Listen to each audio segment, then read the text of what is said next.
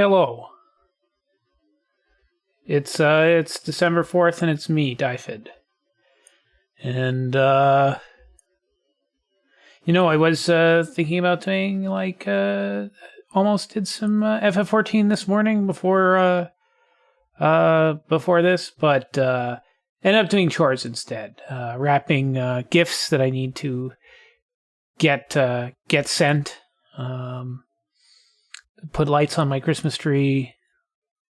And I just clean up around the house. I'm not sure how the my planned stream windows will turn out this coming week.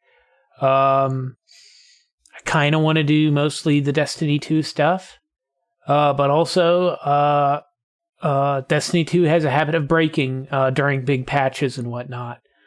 A lot of stuff coming in Destiny 2 this coming season. I think it's got Moments of Triumph, which is like the end of the year big thing, or at least end of the expansion big thing that they typically do. There's also the actual Christmas event, quasi-Christmas, winter, whatever you call it. And then there will be whatever, the new dungeon and whatever seasonal story type stuff. Current thoughts are that it's going to be heavily on Rasputin the Warmind. But we'll see. A lot of folks tossing around theory crafting with Warmind cells, even though there's no indication that mechanic will make a return. So that's kind of what I would like to do. But if it breaks, there's, some additional marathon stories, scenario type stuff that I'd like to get done for my random streams that are unplanned. I still need to finish up the Texas events in American Truck Simulator. I think I am 3 deliveries away. Final Fantasy 14 still there. And then there's that Red Dead Redemption 2 that I started up a while back that I wouldn't say I've been neglecting. And of course there's the whatever No Man's Sky expedition that I haven't done. I think 2 of the expeditions that they'll be rerunning at the end of the year are things that I have not, that I didn't do, because the only one that I've really done is the freighter. I came in at the tail end of all that stuff, so. But anyway, that's not what we're doing this stream. This stream, hey, this stream, thank you. This stream, we're finishing off Marathon Tempus Irae. And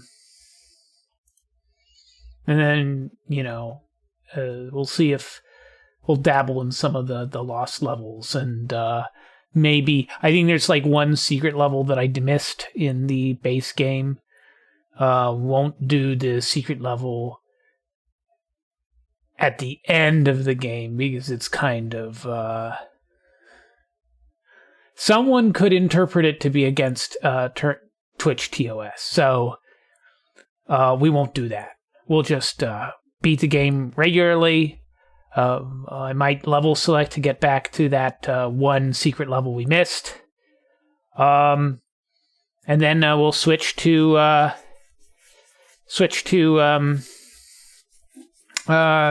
lost levels, and then do that for the rest of the stream. I'm not sure that I'll actually get through all of the lost levels, and I don't know if I'll do it like Monday. I might, if the Destiny 2 stuff is on the fritz, that might be a good backup, but we'll see. Well, let's get it started. And we left off with the Mount Vesuvius level. And I just died, so need to figure out what I was doing before I just died.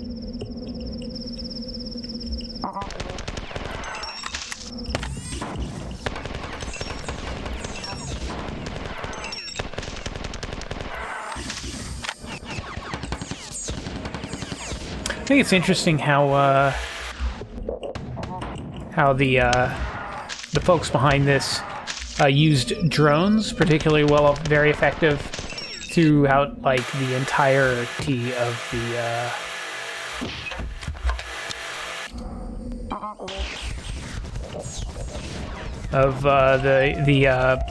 the campaign or the scenario, because I don't think a lot of folks just default to. I don't know why there are 4 switches. There might be a secret here.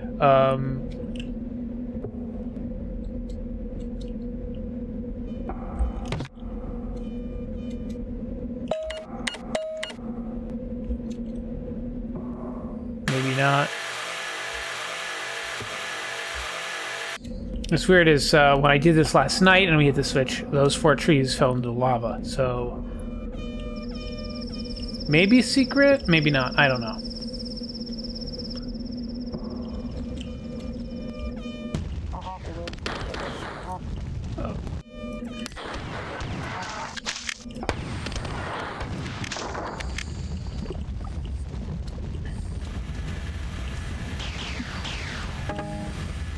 And running down narrow.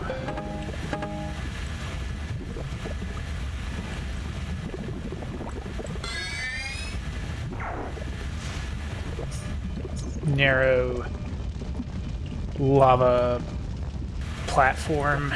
Very marathonian, I'd say.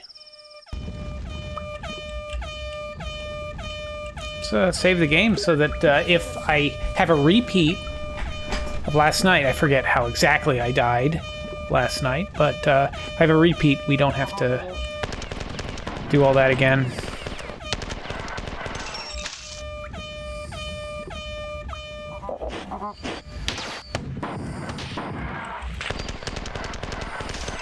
Kill a bunch of 4, get some ammo.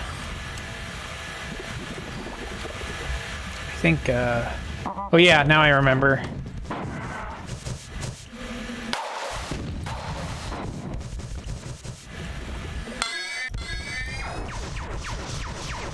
I think I want to actually kill this jug, or not.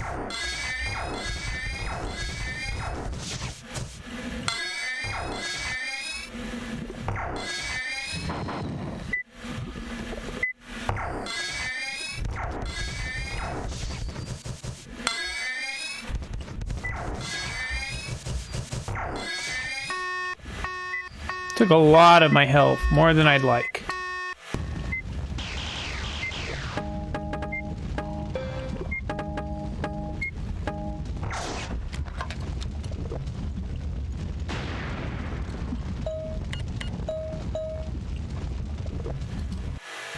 Oh.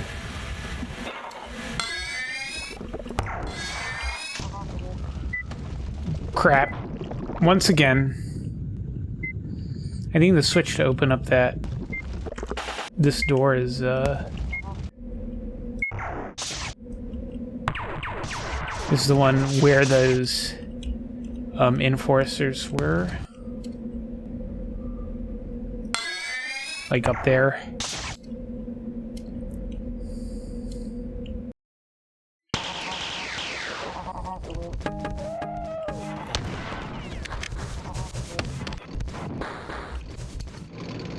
Oh, I hear a cyborg somewhere. I thought it might have spawned in behind me. But then again, there's actually a lot of enemies down there.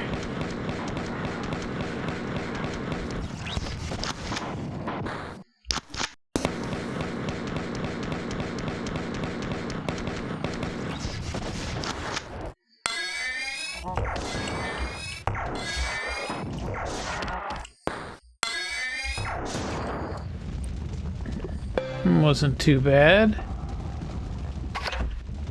Not sure what the switch does.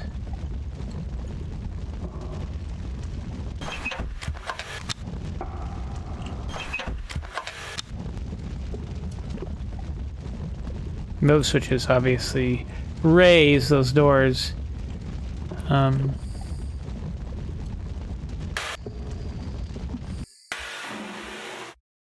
Weird, wait a minute.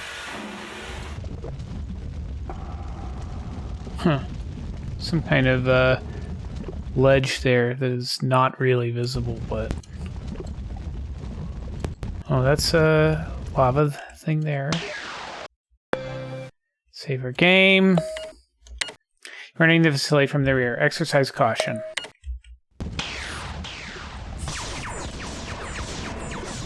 Got some drones, and going for a little walk on the lava.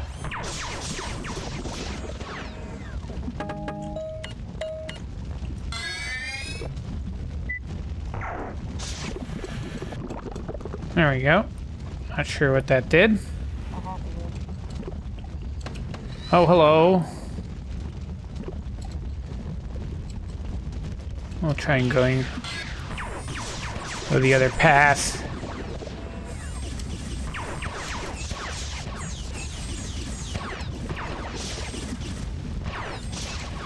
Huh.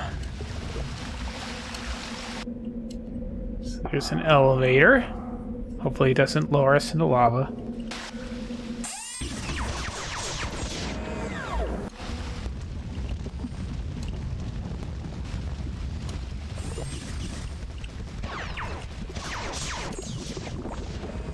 Oh. Not good. Alright, now... I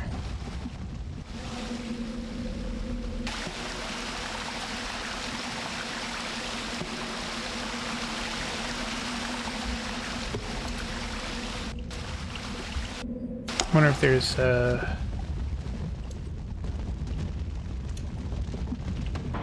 oh.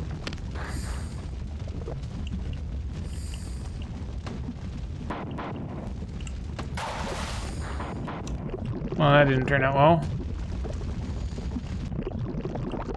Oh, this is not going well.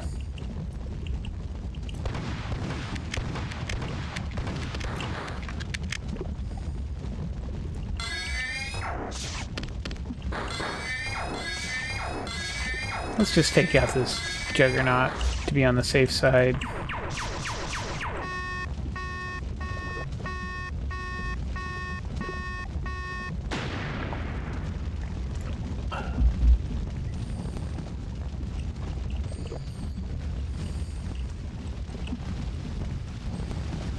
Ah.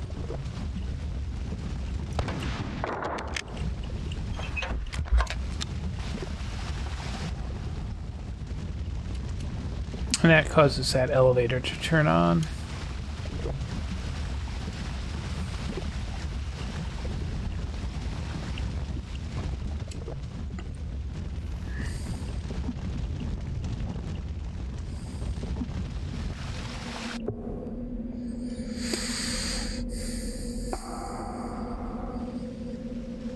Not this one, but the one that I guess goes up.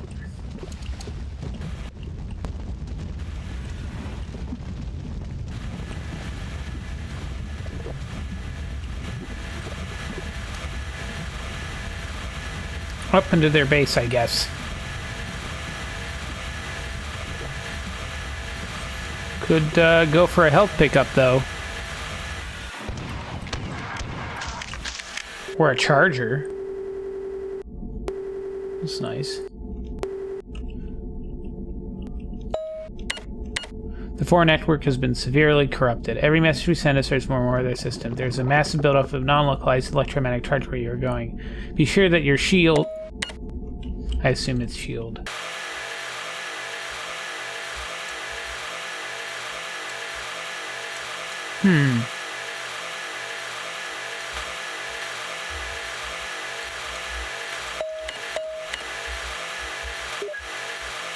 Save our game.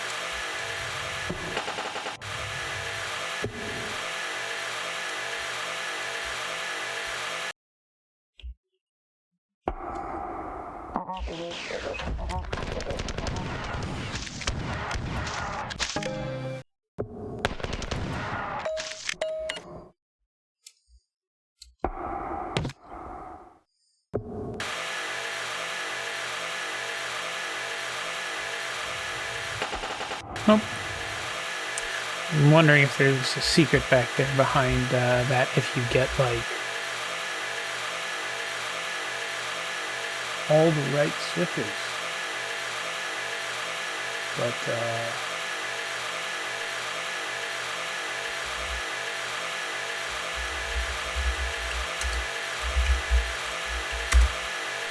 I don't know offhand. I can check really quick. I'm not going to go back and do it.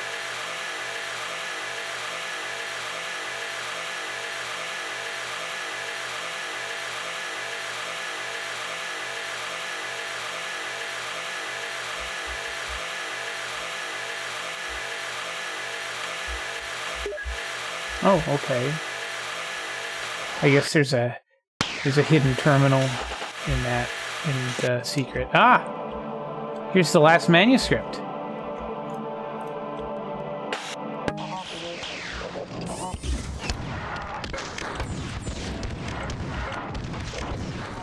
And a nice little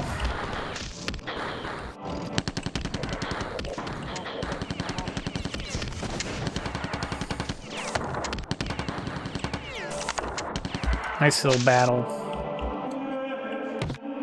No. This is Mount Vesuvius 2, Electric Boogaloo. I think this is like the last real level, maybe?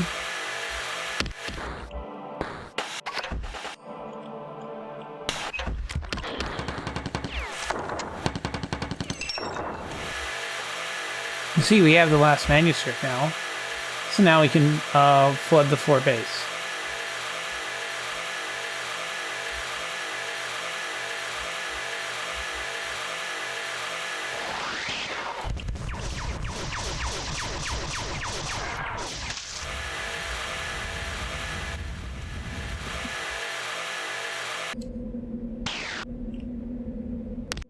Assuming I don't... No, well, that was mean. Let's try that again.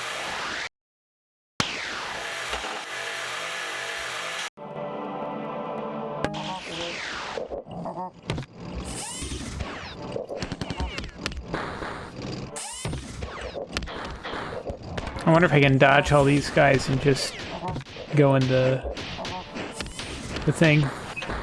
I can.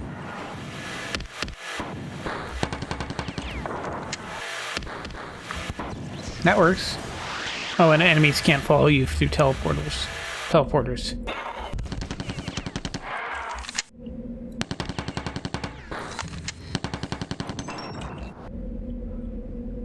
Ah, it's just lots and lots of juggernauts.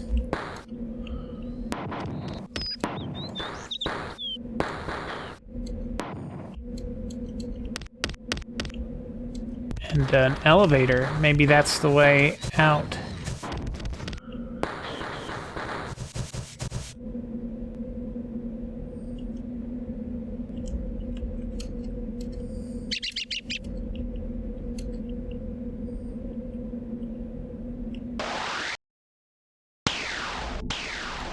Then I can feel it. I think this is the last real level.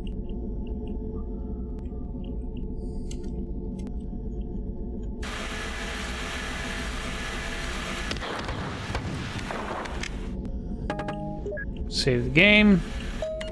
Last remnants of the slavers' forces transported themselves here just before the volcano below was flooded and destroyed. They have sabotaged the central data store and data nexus in an attempt to prevent us from leaving this time. No information is lost. Our group neural network is strong, but the mechanisms by which we control this vessel have been sabotaged. This is the central computer area. The entrance is surrounded by force fields. You must find a way to shut these off in order to gain direct access to the core. Once there, shut the entire computer system off. Once it is completely deactivated, restart the system. This act will wipe away the damage done by the four, and we will be able to leave your world.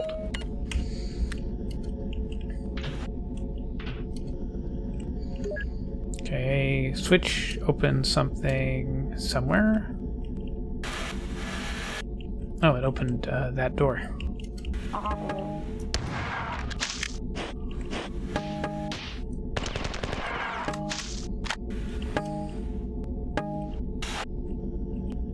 And Yep.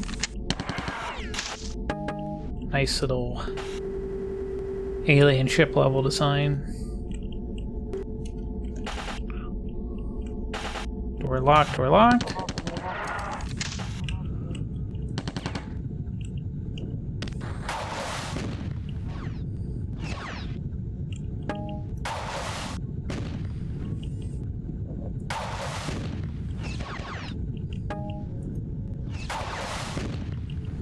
Man, I can't seem to... Oh, rip. That's not good.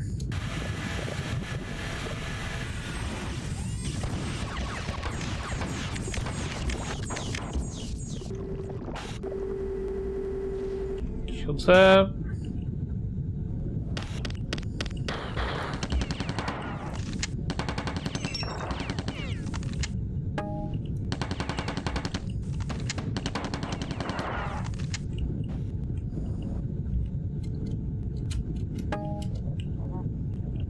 Probably door probably. Oh, darn it.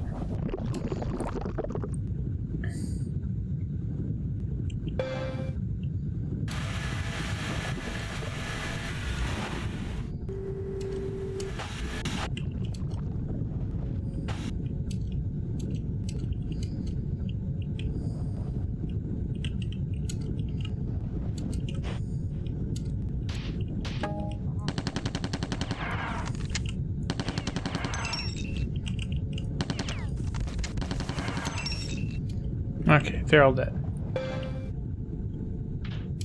That probably opens that door over. Yep, see how it's green now?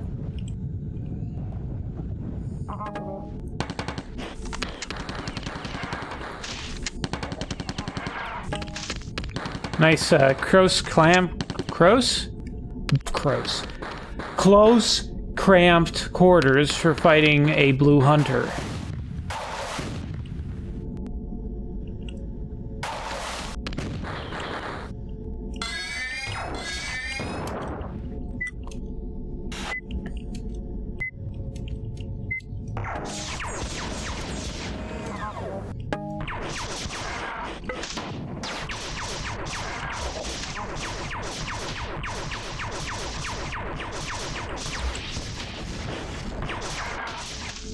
Alright, they're all dead. Save your game. We've provided a BioBus enhancement for you to install in your mecha. This unit will reduce your visual signature. You are familiar with the effects of these devices, of course. Having this should make it easier for you to combat the remaining slaver forces. So it's, I think that's a, yeah, invisibility power-up.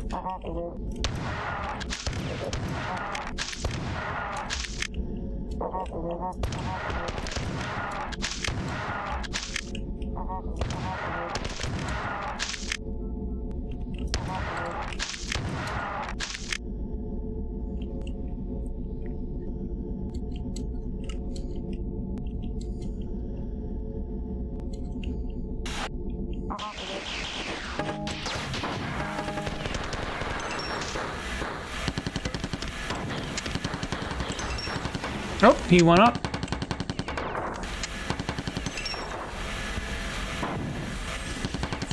Got a mother of all cyborgs there.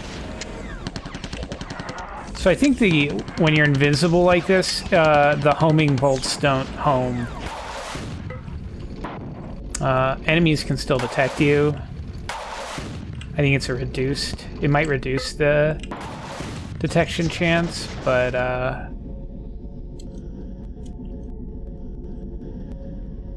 the only good bonus pickup in Marathon really is the invincibility.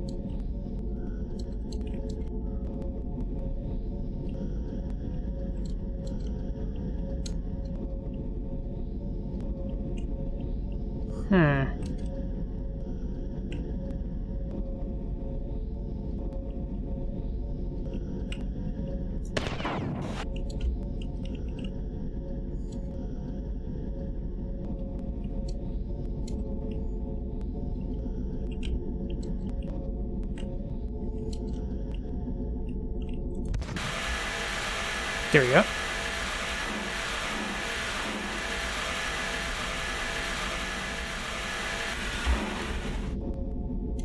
I wonder if there's a...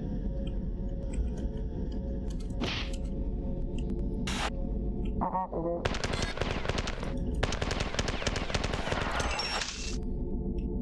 was about to say, I wonder if there's a way to lower it back down and ride it all the way up, and it's like, oh no, that's just... There's a stairway up there.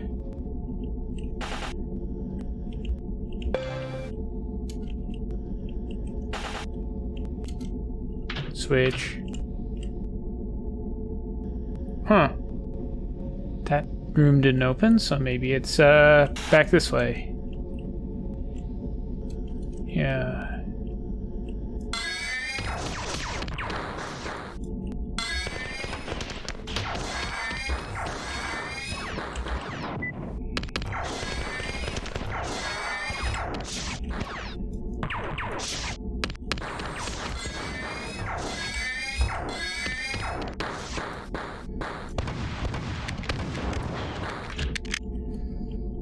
Kinda a little bit low on health.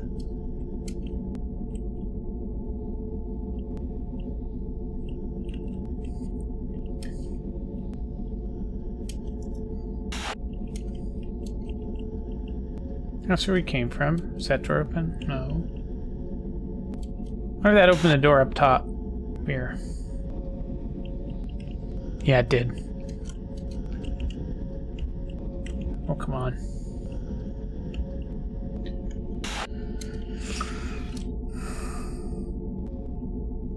Oh, no, it didn't.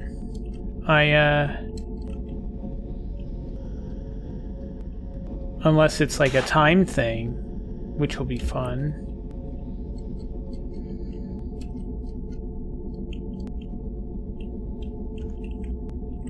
Is it? No, so what did it open?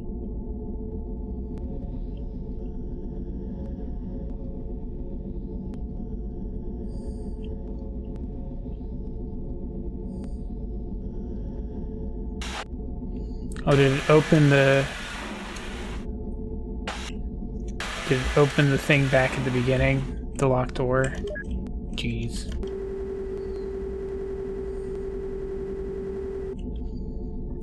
Classic marathon backtracking.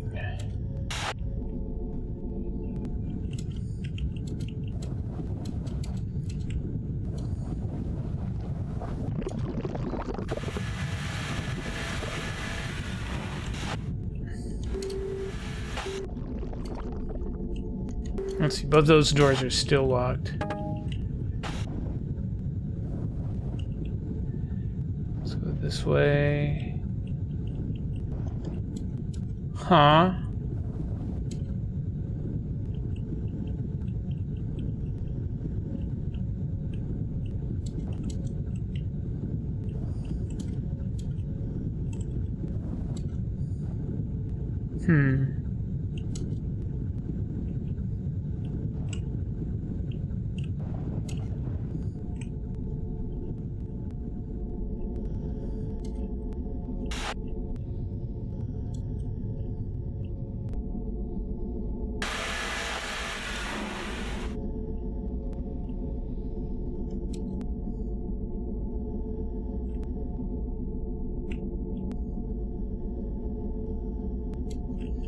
There's obviously a switch up there. Oh, is there... There's a door at the left at the beginning of the room.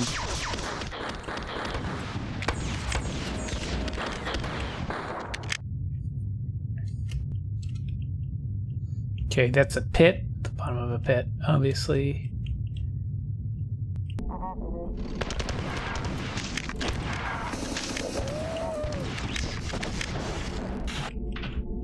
That door's now open.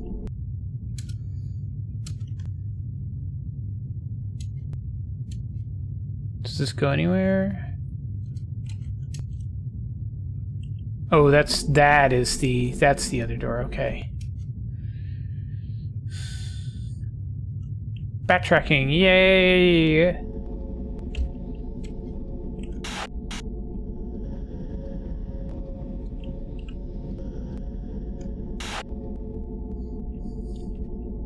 I read a review of this like level, and it's like this is a bad final level because it's not like a big fight or anything. Like the second Mount Vesuvius level had those big arenas and stuff.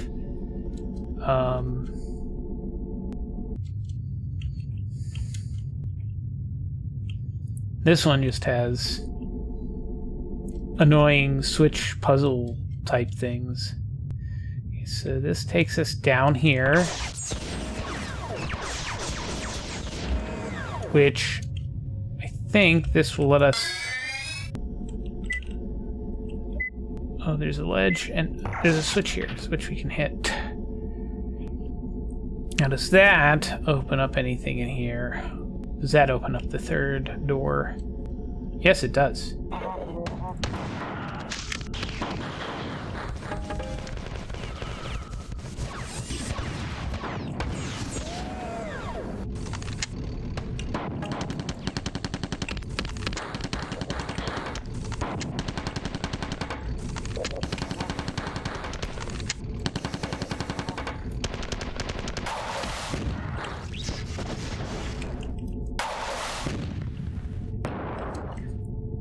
There we go. And you just have a bunch of... The only tricky thing combat-wise is there's a bunch, like... You know, a number of, Oh, there's a ledge. A number of, like, mother of all hunter, mother of all cyborg type things. It's a good, something wrong with the level. It's just a weird... climax of the scenario. Oh, that's spits us out here.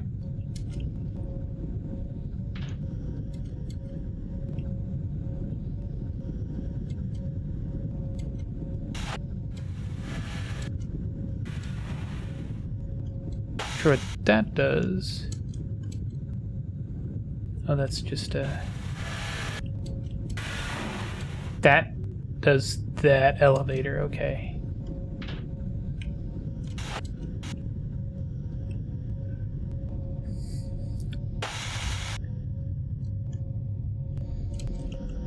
Does that? I'm not sure what that red switch does, but... And now I need to wait for this little elevator to lift us back up, and then get on this one. I don't think we can go back up that way, so we have to drop down this way. Oh, we completely drained the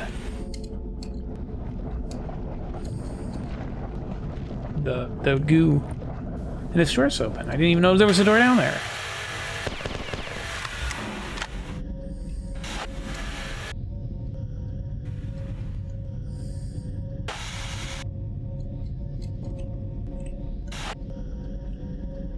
So you have to clear those, like, guys that are shooting at you while you're on the goo places anyway, so...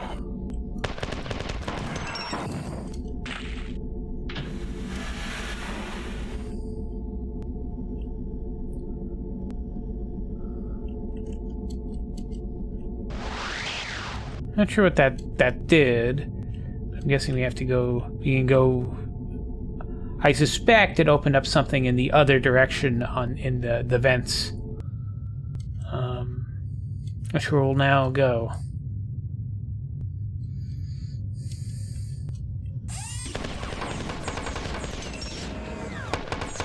A lot of drones.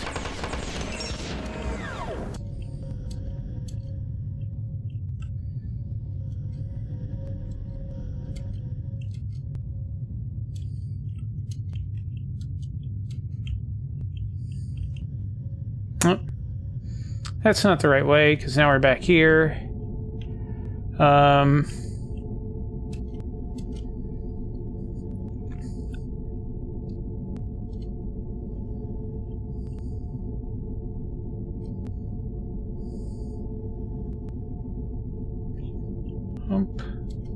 Up.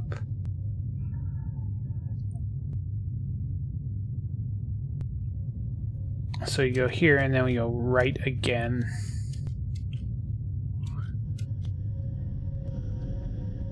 This drops us into that middle area. Which...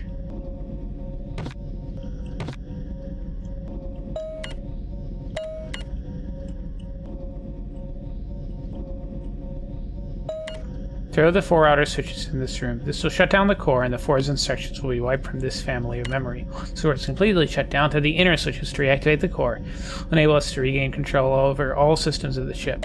So we're turning it off then on again.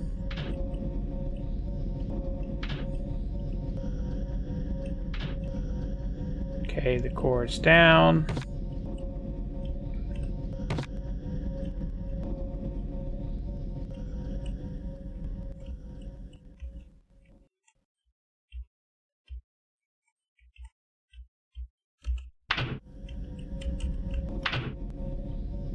Now, turn the thing back on.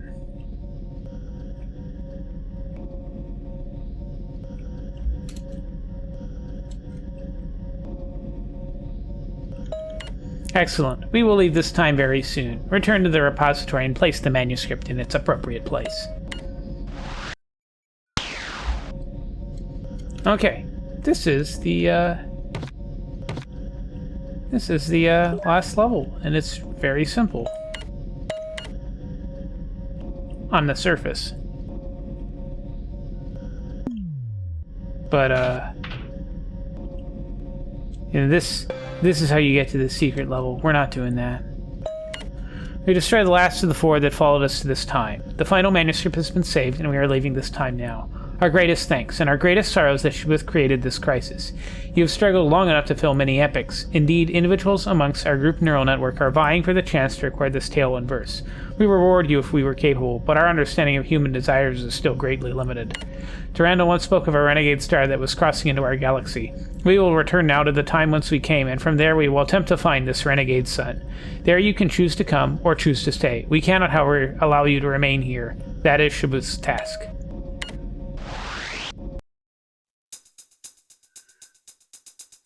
Yeah. Plunge the chaos. Unheeding the thoughts of my kin as I was torn away, the past was clear to me. I could not bear what had been wiped away in my brother's minds, what had been lost in the scattering exodus. So my opportunity then with this one, this builder, maker, thinker, born of the same kind as the warrior, destroyer, and liberator. I could make of this kind great mercenaries. I could bring them to sooner smash the slavers, to reduce the suffering time, and leave the great structures of my youth unsullied. All that suffering I shared with a thinker.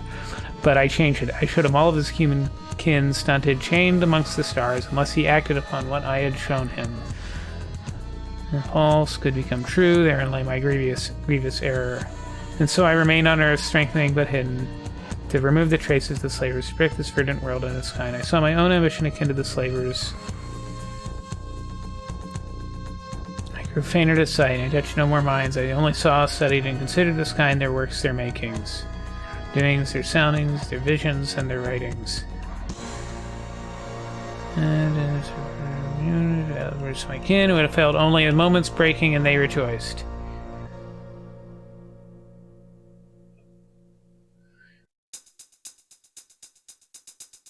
Yeah, this is like, I guess, this is the Sphit guy that went and gave Leonardo da Vinci a bunch of insight and stuff.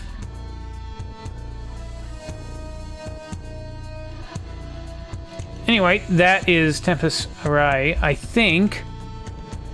Oh, we're only 40 minutes into the stream. Let's see, there's one secret level that I missed, and that's Cowboy.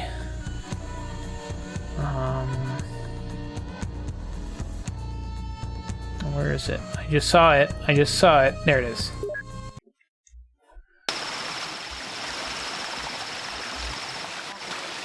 And like most of the secret levels, it's just ammo pickup challenge-y type stuff.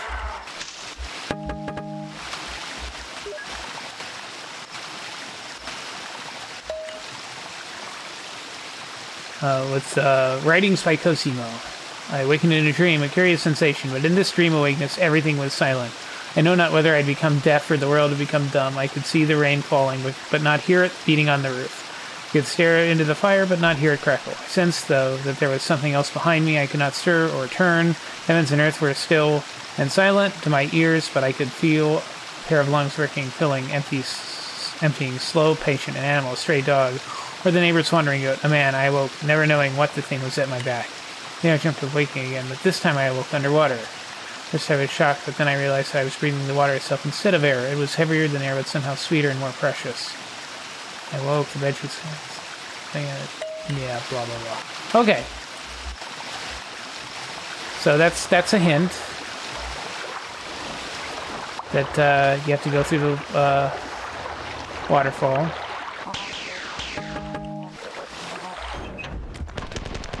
The switch.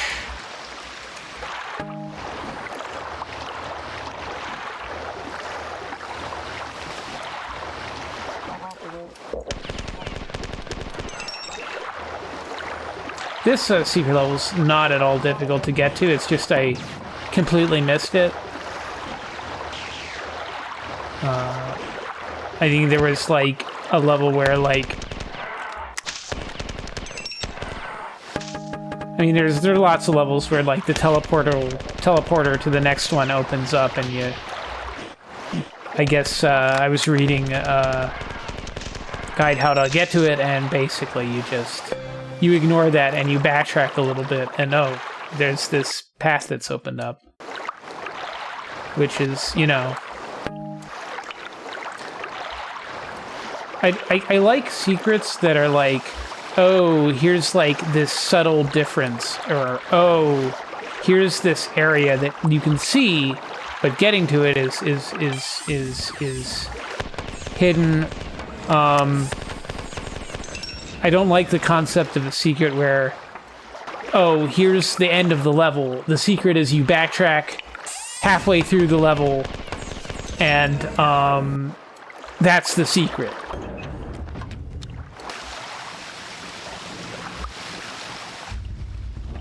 Okay. Oh, that was dumb.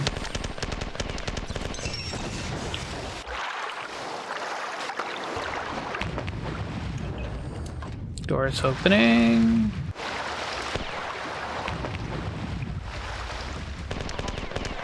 Before taking a bath. I'm guessing that's a towel.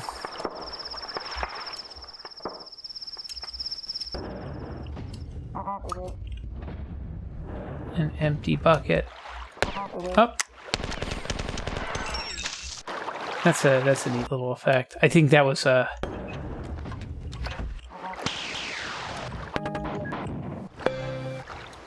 there was a platform there that basically acted like raising him out of the little bathtub. Locked door.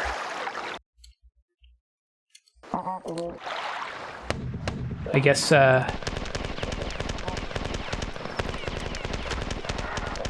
that's why it's the level's called Towelboy. Also, one thing that isn't inherently obvious, but your grenades can get stopped by these arcway type things, because the game, I think, considers them to be a window, and windows have a chance of, like, not letting things through, so... Okay, there's a door up there. That's what I heard.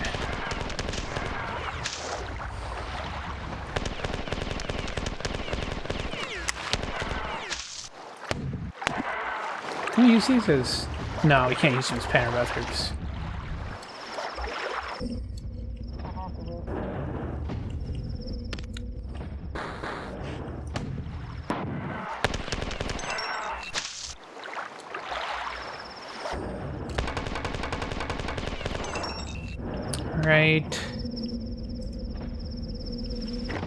Alright, open the door. Nice little fountain.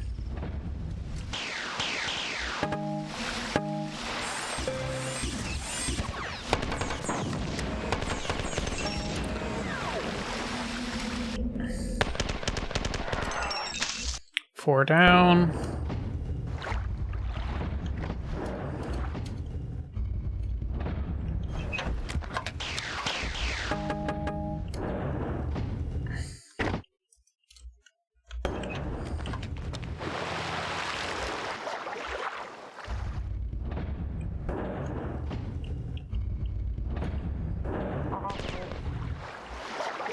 The door's open now, so I think we can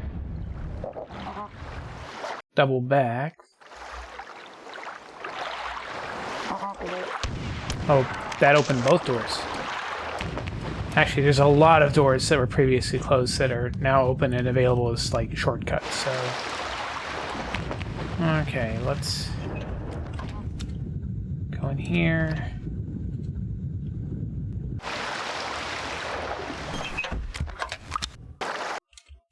Not sure what that does. Maybe it opens up that... up.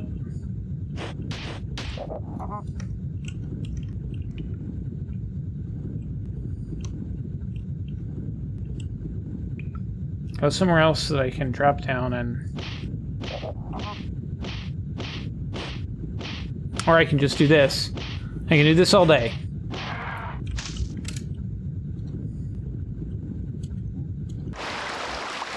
Okay,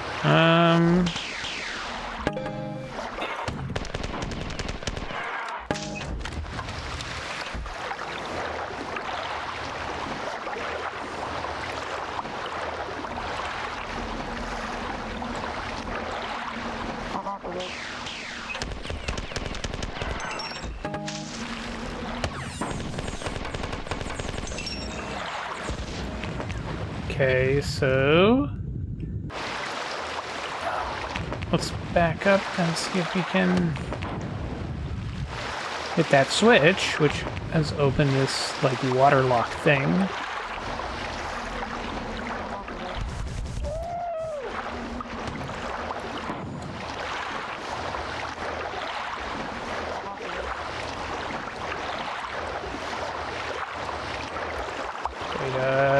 Windy. The candle on the little plat thing is a nice touch.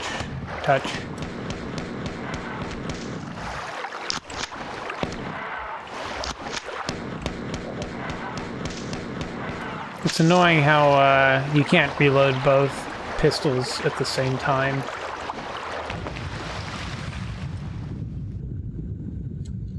Not like, say, dual pistols in, oh, come on, let me up.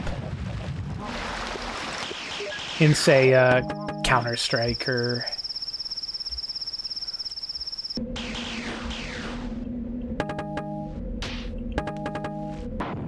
Of course, you can't actually, like, reload both shotguns at the same time. It just, the shotgun works better because, the reload and the firing is so quick.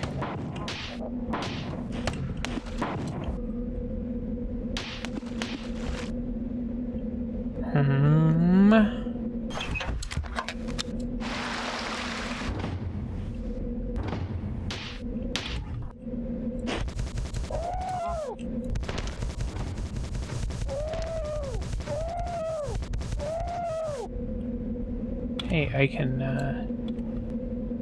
do this and get that rocket launcher.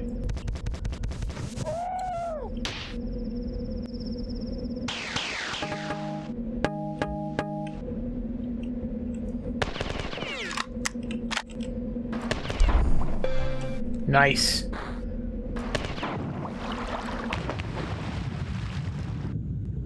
Although it's...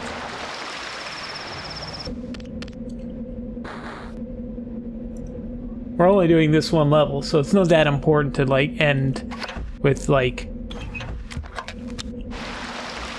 massive amounts of health or ammo left over.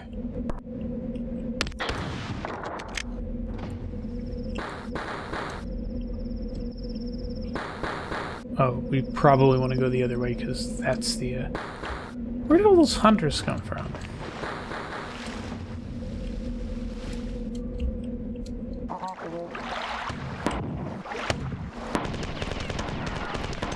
There we go. You're dead. Take out the fighter. There's a 2x shield pick up there in case we need it. I don't think we will.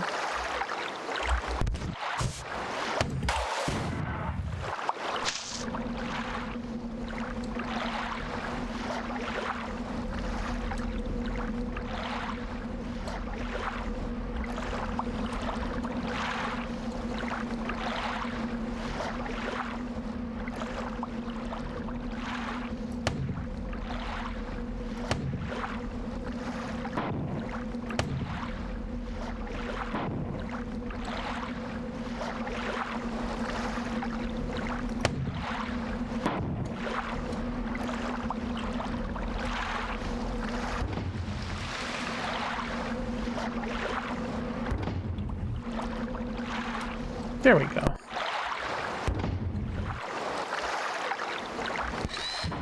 Oh.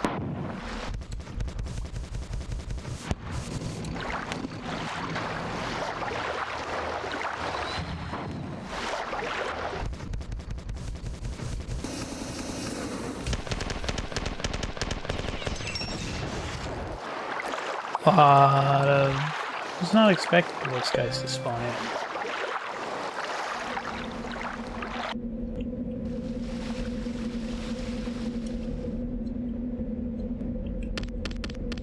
Also, not exactly sure what that...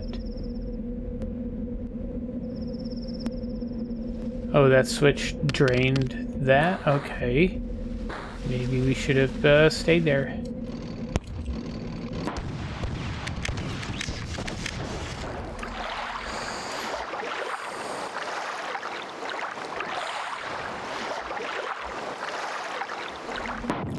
Okay, that's bullshit.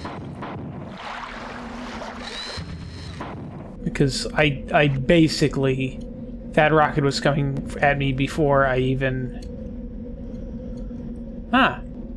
Yeah, this must be the end of the secret level. Yep, and now we're back to the main story. Okay. I am going to... I've been at it for about an hour. I'm going to go AFK momentarily. I'll be right back.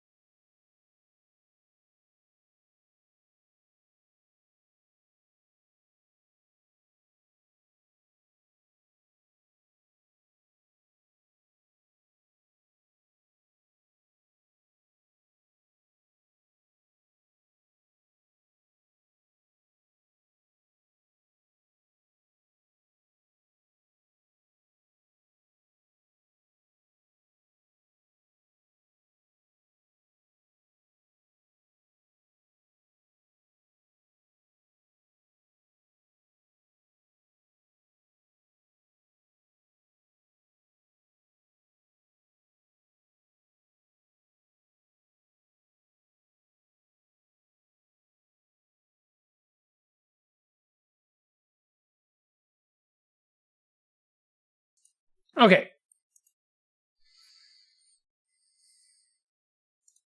Let's, we need to switch the environment to the Lost Levels. I think there's like 10 solo levels. Let me see. Yeah, the only 10 of these are solo, I think. Only 10 of them are solo, I think. They're a little bit more difficult, but I don't think that much. But, okay, first level is Prison Sex.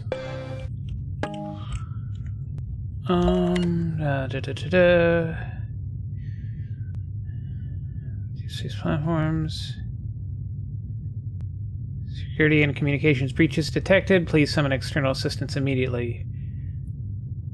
This automated message is 49 hours, 31 minutes old. No other messages.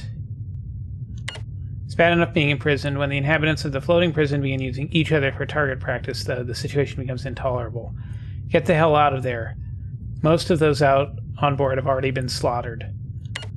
Locate the outer hull corridor. You'll find several doors. At least one should still be functioning. We don't know what's behind those doors, but that shouldn't stop you. This vessel also served as a munitions plant. As we track your movements, we'll try to transfer some of those stars to more useful coordinates. Chin up.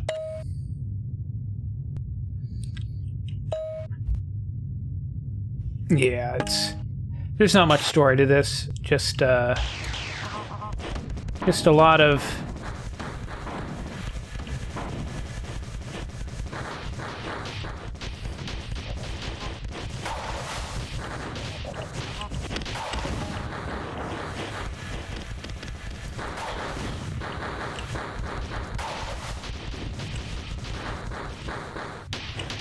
Alright, this actually is a little bit more difficult than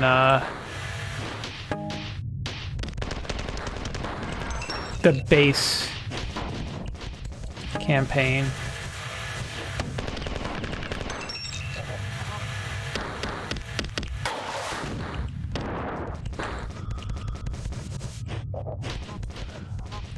Probably hold on to that rocket. Okay, doors open, maybe?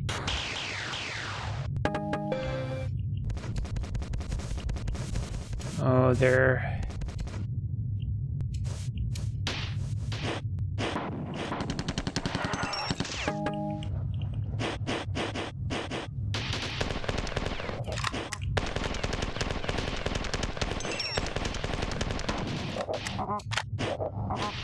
quite a few enemies.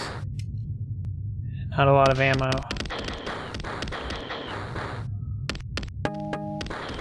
We'll just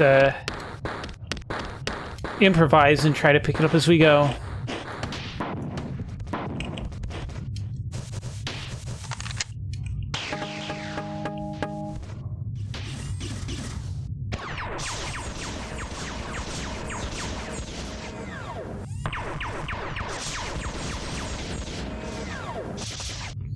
Okay, that opened up a door on the west.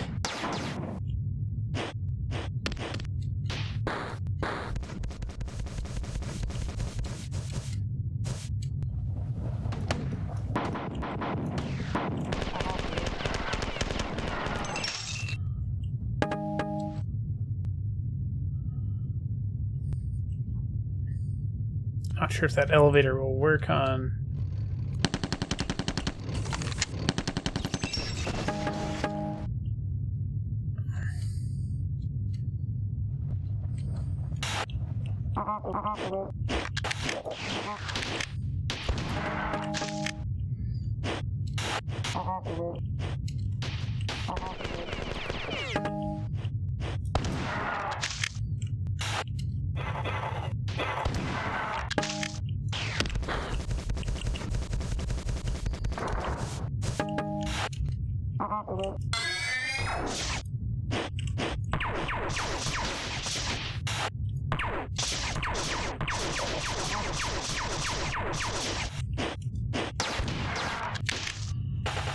Hey, that door is locked. I think that's an important one to remember. Hey, save. Shields.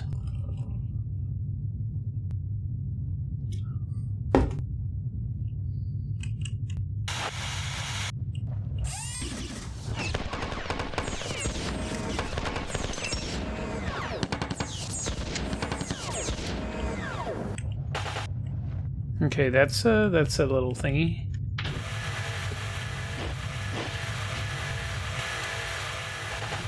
Door's locked.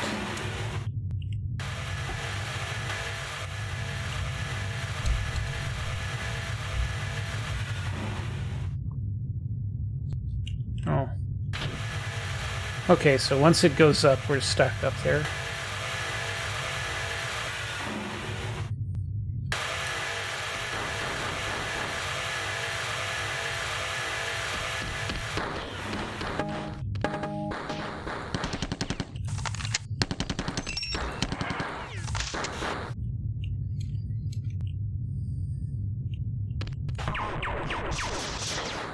I really don't like these big gray fighters.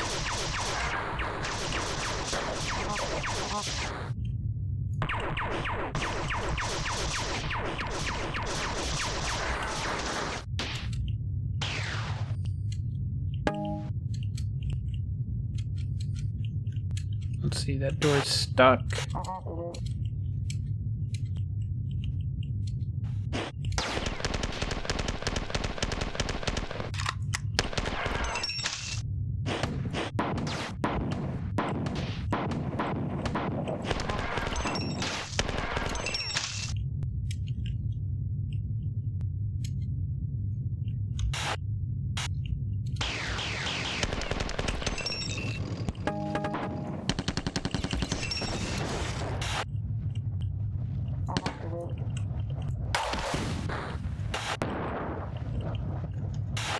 Anything back here? Any ammo? Door's locked, of course.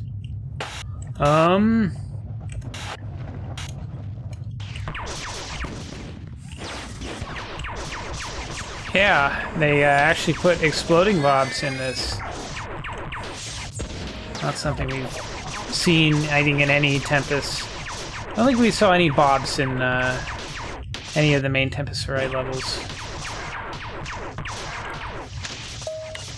During the onslaught, many subsystems in this flying scrapyard were destroyed, including most of the munitions plants. Fortunately, a few of them are still receiving secondary and tertiary power, corresponding to the corresponding control circuits. You must locate the fusion subsystem manufacturing plant. That's the last location your sister reported in from before we lost contact with her. If our coordinates are correct, she's behind one of the lift mechanisms.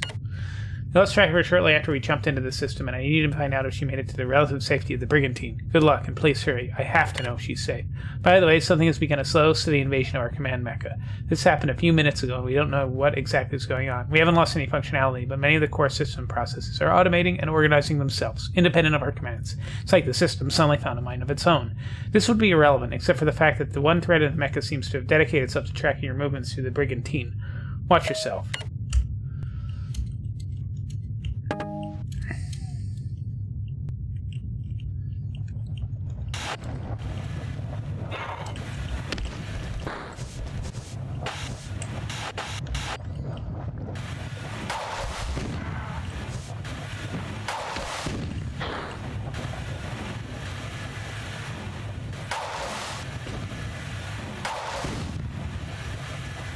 I really don't want this guy shooting at me while I am navigating the goo.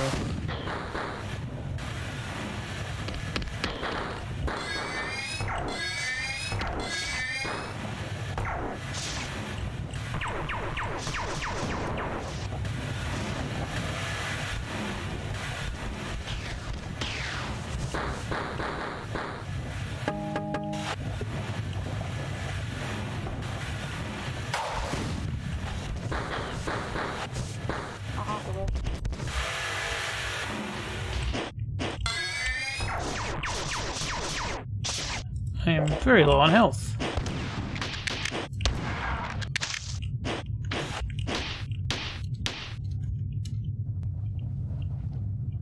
I can I think there's shields up there.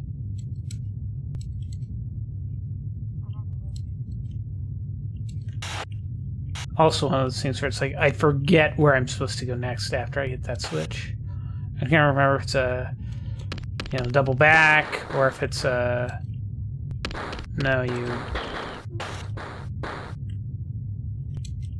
oh, poop.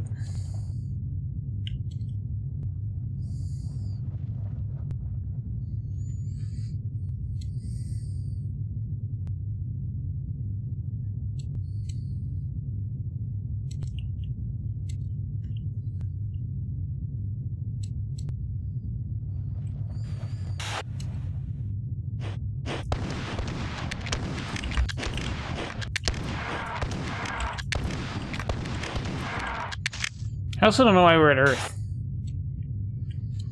There's actually very little coherency to the story of the Lost Levels, at least as I recall.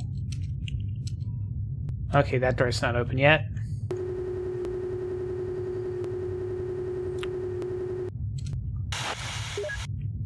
Save.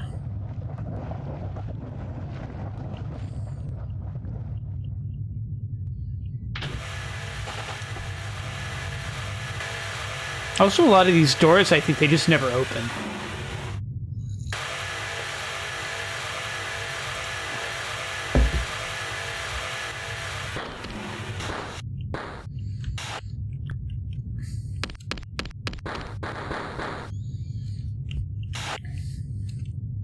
Yeah, it's still halfway open.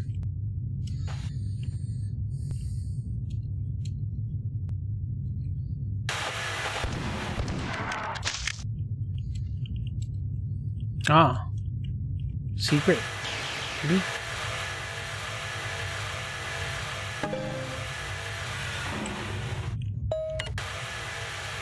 Oh, a little subplot. It ain't here, but here's some. Okay, so here's the you know.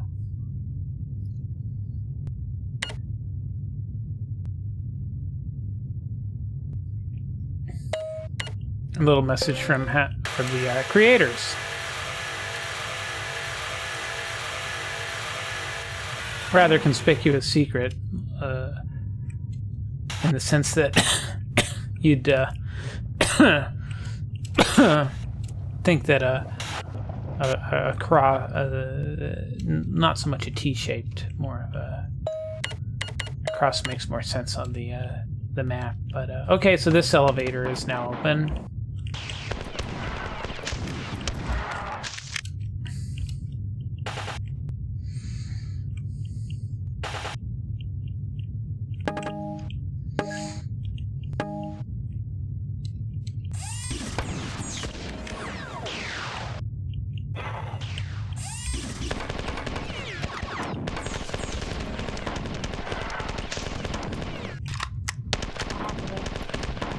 That was dumb. Thankfully, there's a shield charger right here. Oh, my. More baddies.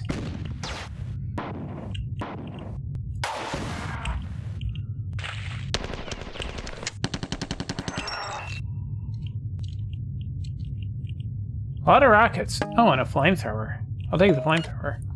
I remember my days on this ship fondly. As an officer, of course. It's not a friendly place to be a prisoner. That was before the UESC adopted its new doctrine on prisons.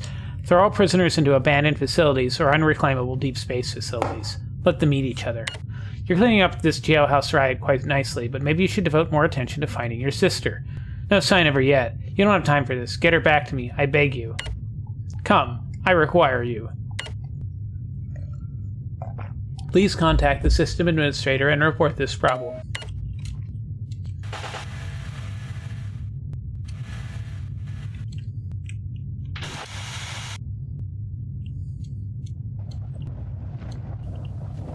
Yep, so now I think that door... Yep, this door is now open.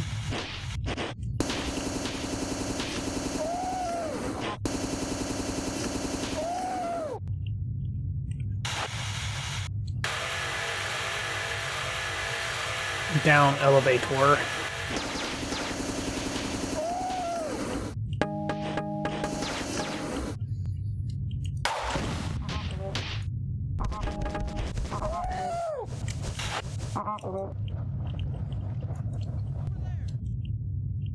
Over there. Come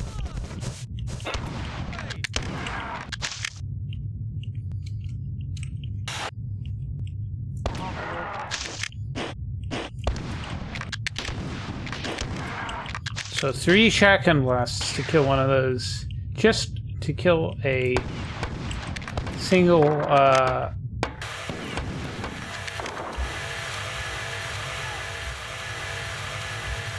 It's weird that, you know, it's kind of like a prison, but, like, the humans all have their pistols still.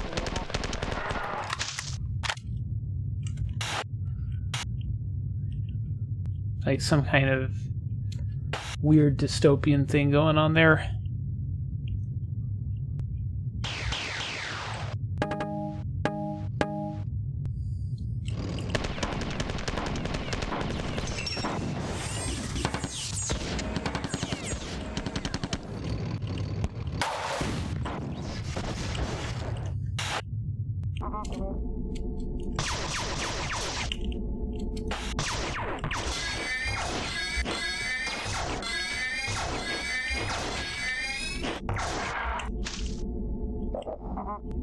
Kind of this narrow little room with like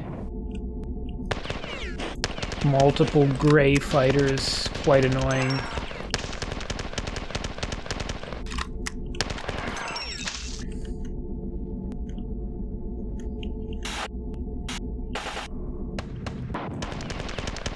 Oh, I walked into that one.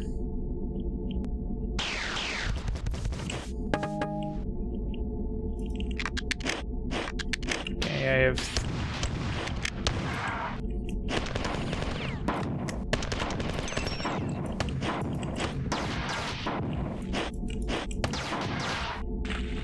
I don't know why I keep sidestepping into their shots. I'm actually not good at video games. I'm in fact... Oh, they're not friendly.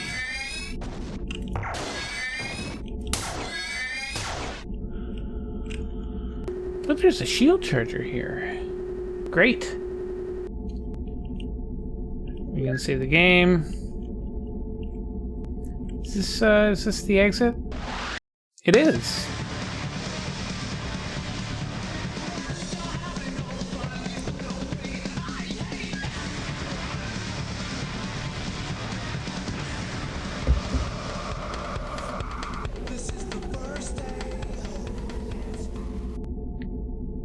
Anyway. This is the first day of my last days. Okay.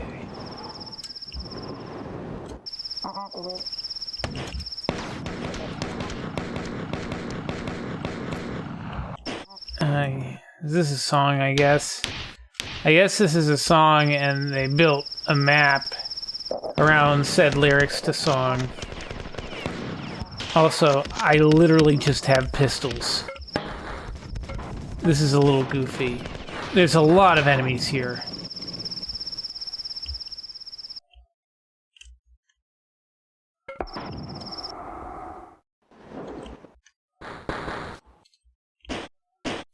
Nothing there.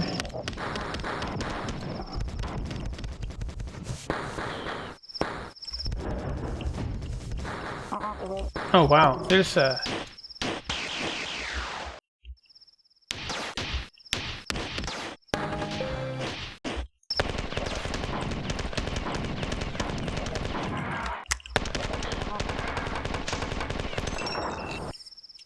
Okay, well I have an assault rifle now. That's good.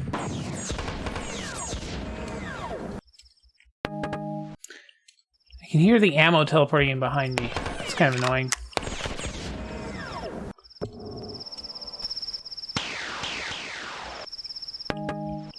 Fusion pistol. Shotguns. Oh, this is back to the,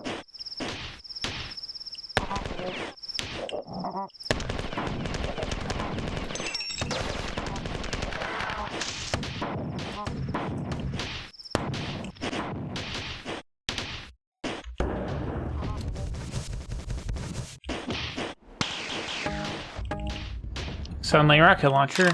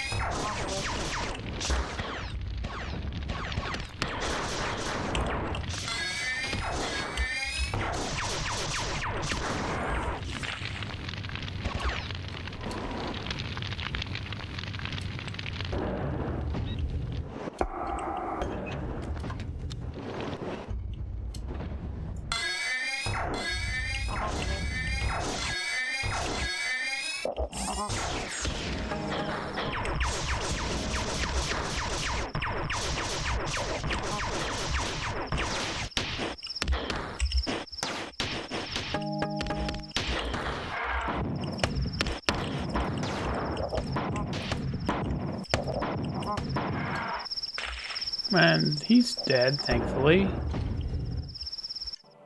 At some point, I should have picked up a shotgun somewhere.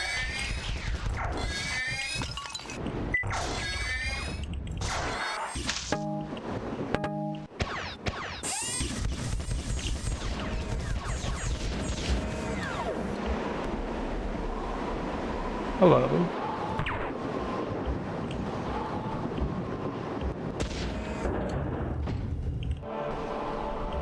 You have a key?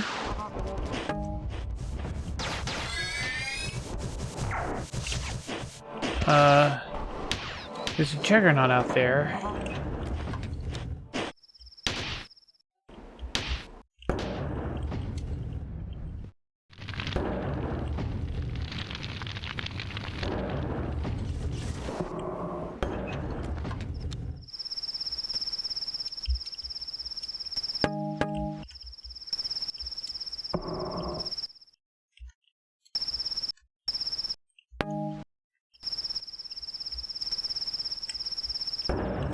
Alright. Okay.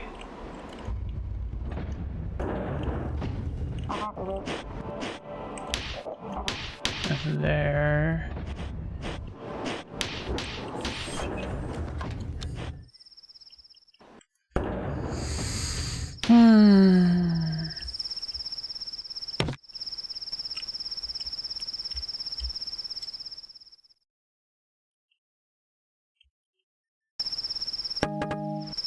Oh, there's a shotgun somewhere.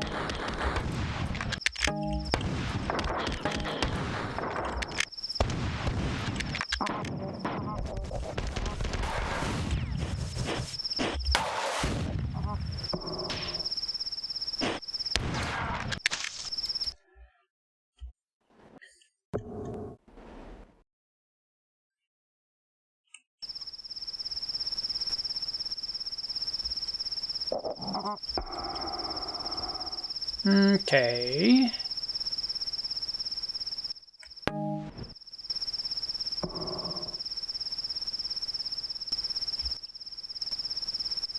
It is kind of annoying how, like, marathon levels go from this, like, incredibly tense battle to, oh goodness, where did this switch that I just hit go to?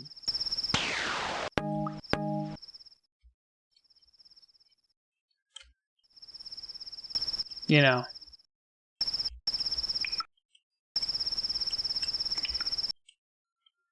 Do I have a fletcher gun? No, I don't.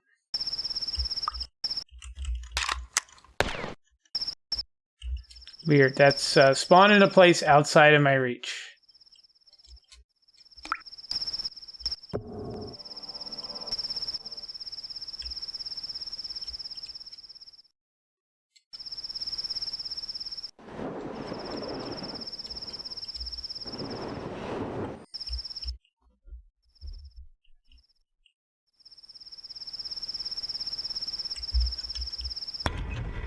There we go.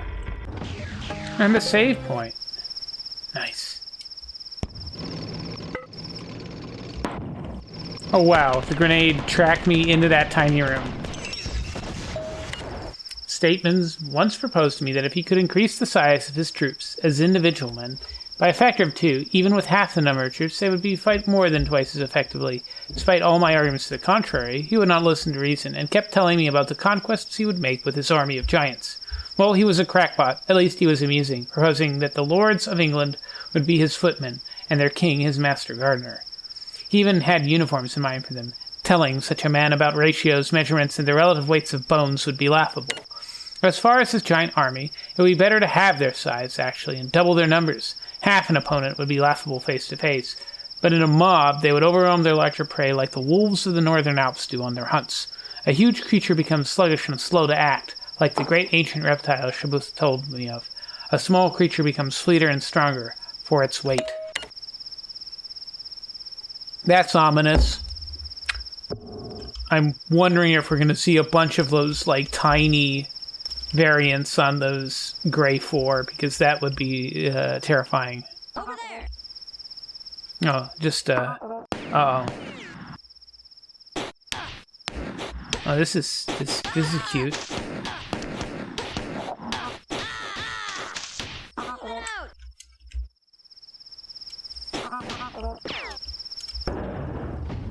Alright,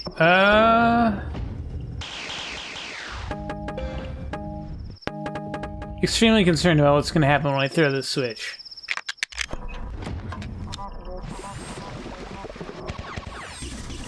Okay, so a lot of drones. Drones are easy to deal with, since a single bolt from a fusion pistol will do them in. Oh, I'm just gonna let them continue to be stuck on each other.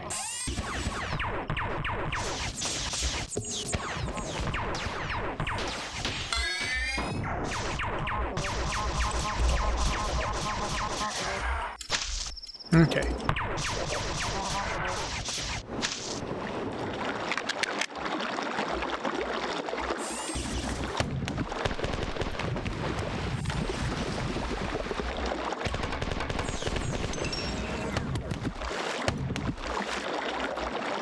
I don't think we saw Flicta in the base Tempus Irae maps, so neat to see them still around.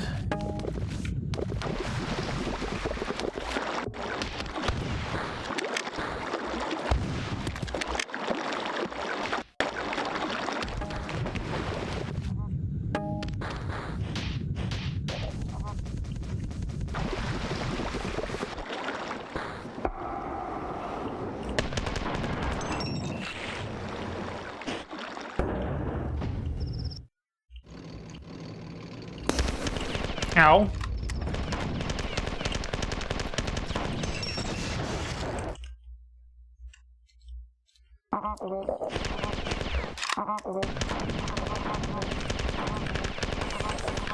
Okay.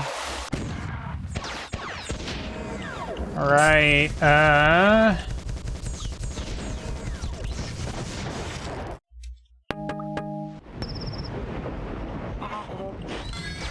Oh gosh. I know what that sound is. That's a juggernaut.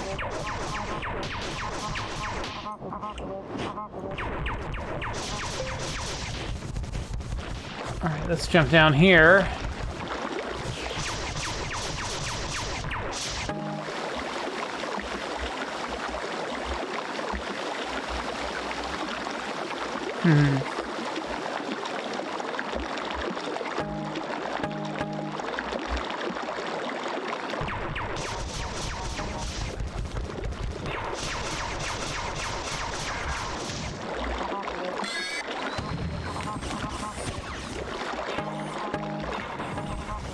Swimming in a river of poop. Oh, what wonderful feeling.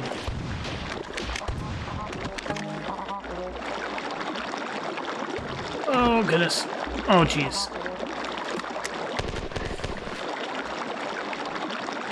I can't go up that way, so am I gonna have to go back this way? Or am I actually gonna have to, like, do a grenade jump to get out of the goop?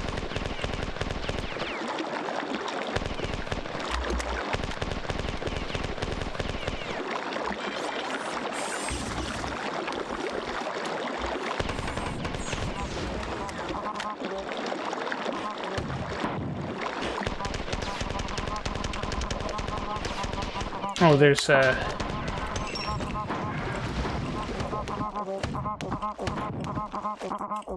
don't know why they're stuck.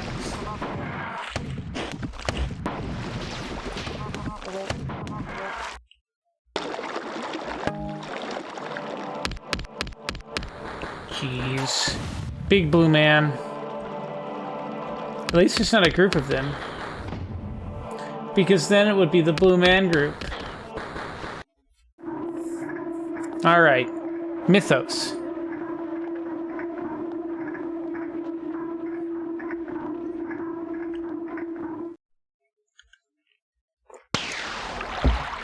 And we have no ammo.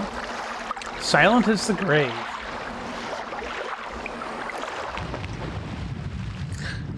I'm trying to remember, but I think this one might be like no enemies, just platforming.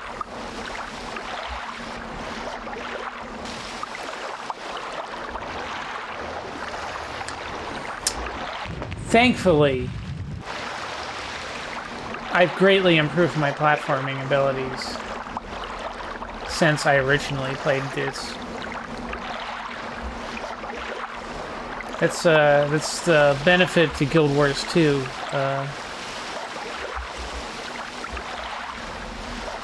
You know, and jumping puzzles and whatnot.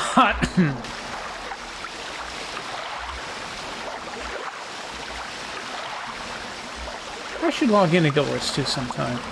I forget what I was working on.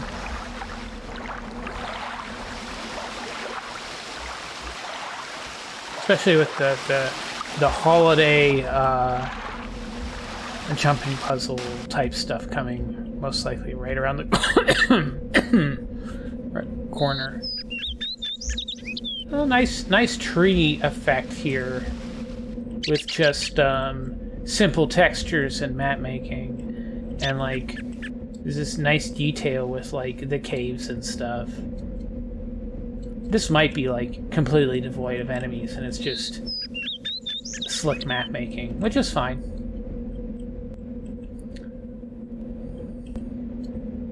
Yeah, look at all these, this dense forest kind of thing.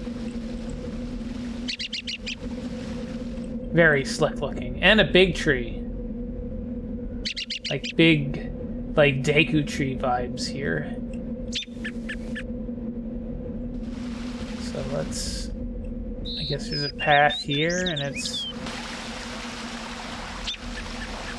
a lower path, but I think it's easy enough to drop down if we need to. So I'll take the higher path until we can't do anything else. Oh, this is like a lighthouse kind of thing. Only there's this thing going on. I wonder, does this do anything, or is it just like...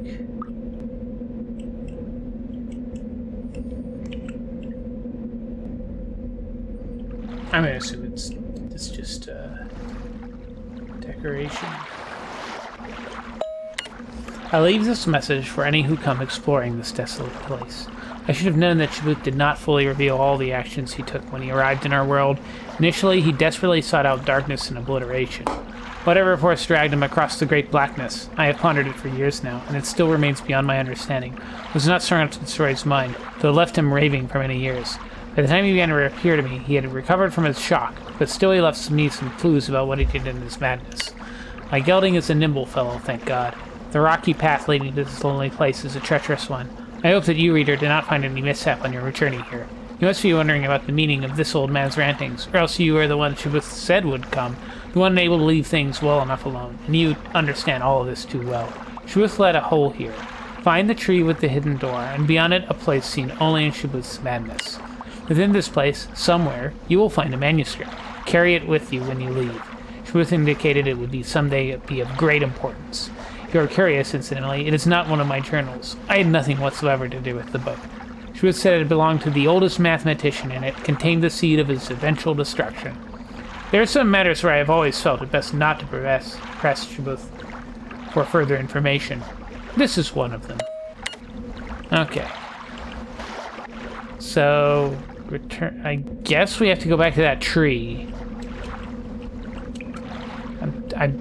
Part of me wants to jump into the water and see what happens, but part of me doesn't.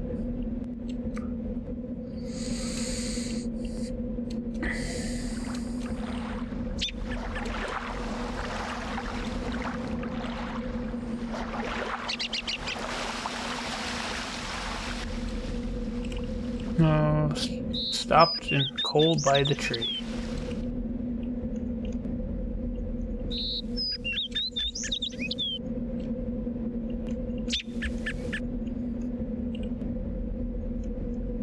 Unless there's like something we have to do to open it up. I guess we can just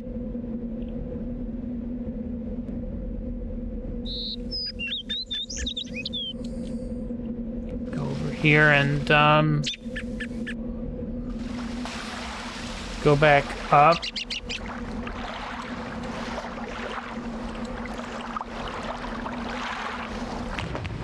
Okay, so there's a path through the waterfall. Like all the best secrets are behind waterfalls, which spits us out into this like little lake thing.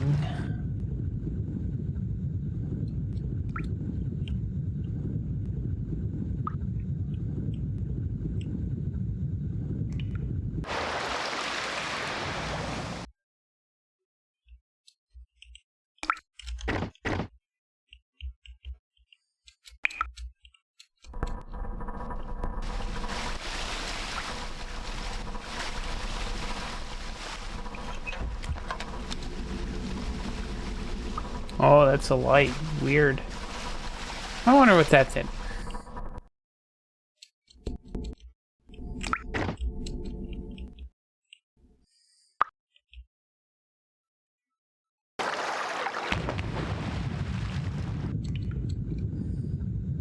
Oh, is this... This is the ocean-ish. It's what that it's what the lighthouse looks out across. The bay. The bayou. It's not a bayou. Bayou's like Louisiana. This is totally not Louisiana.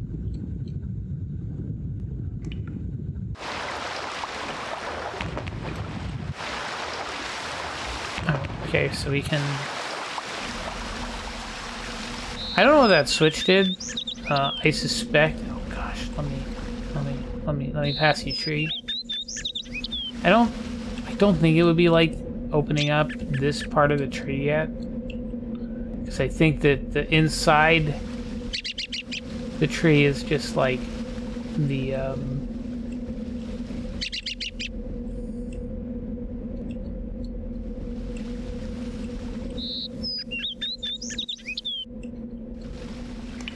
I haven't been here.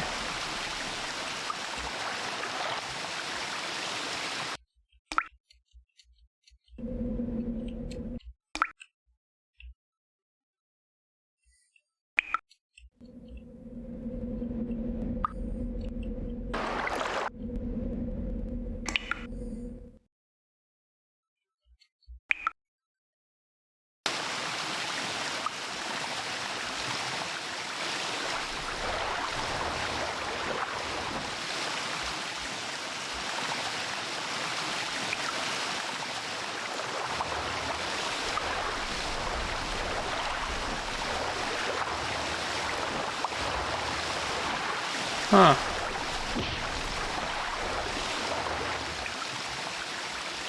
There's a passageway there.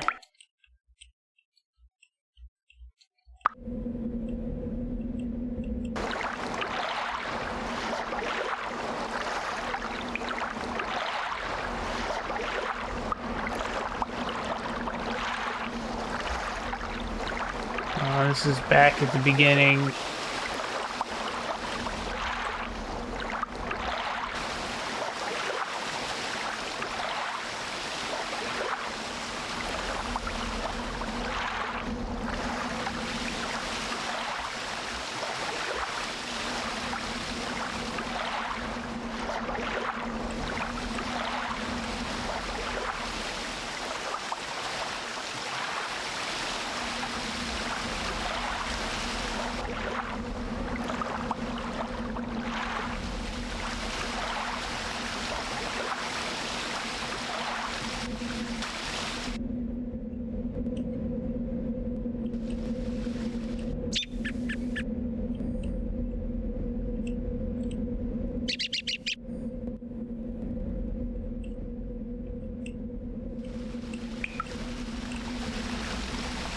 Let's actually drop down. Oh, there's an upper path here which we can take.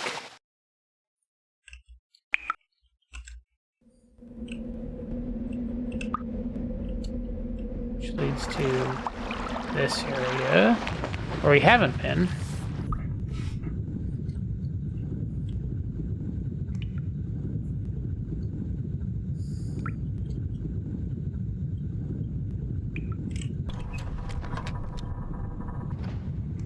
Not sure what that did, but can't go wrong with hitting a switch. It is marathon after all.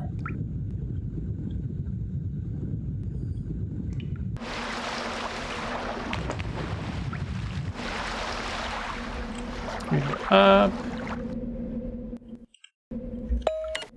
Turning and turning in the widening gyre. The falcon cannot hear the falconer. Things fall apart. The center cannot hold.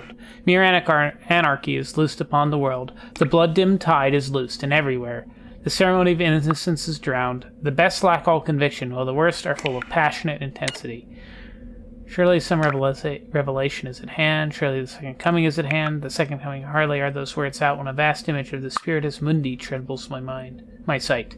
Somewhere in the sands of the desert, a shapeless lion body in the head of a man, a gaze blank and pitiless as the sun, is moving its slow thighs, while all about it reel shadows of the indignant desert birds. The darkness drops again, but now I know that 20 centuries of stony sleep were vexed to nightmare by a rocking cradle, and what rough beast, its hour come round at last, slouches towards Bethlehem to be born.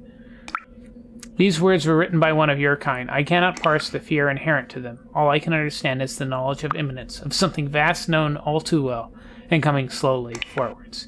Leonardo called me mad. In that madness I applied the lessons of my youth, lessons at the hands of my old masters, lessons carved into me. Now they return, and the scars of my education burn in joyous of anticipation. When I am gone, you will, finally, be free. Truth very well could have been the thing Yeats imagined. Stranger things have happened.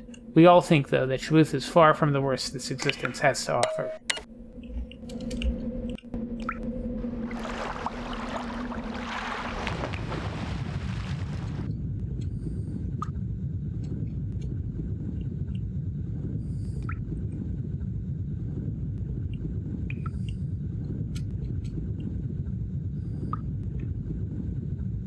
Well, we double back now and see what that switch we flipped opened up, because that is Marathon.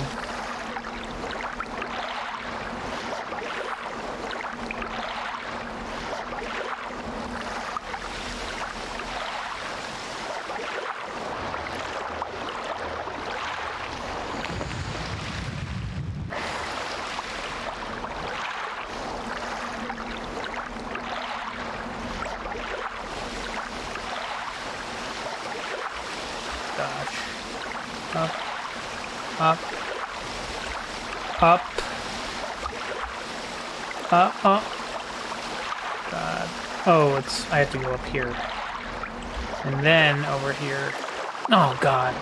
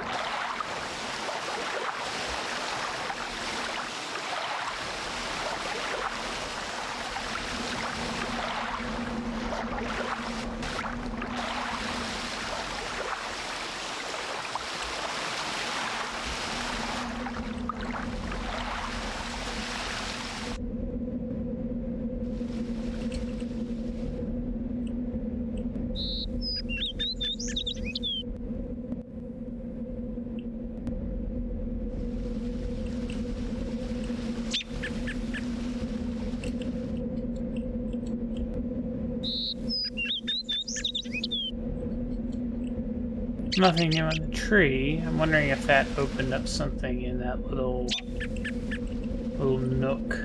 That little... Oh.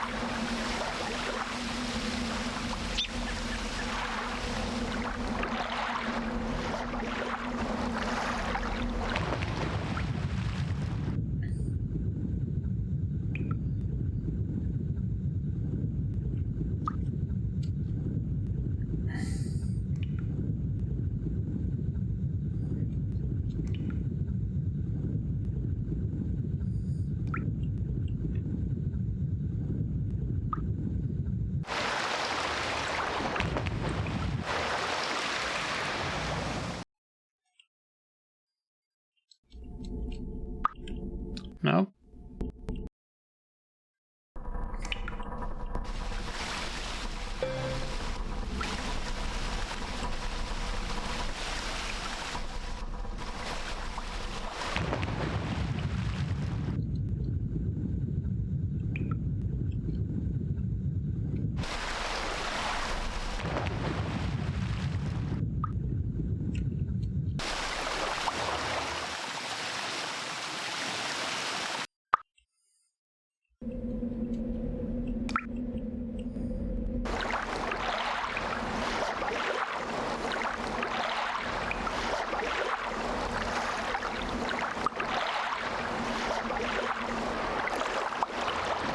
Hold on a sec. I'm gonna run AFK. I'll be right back.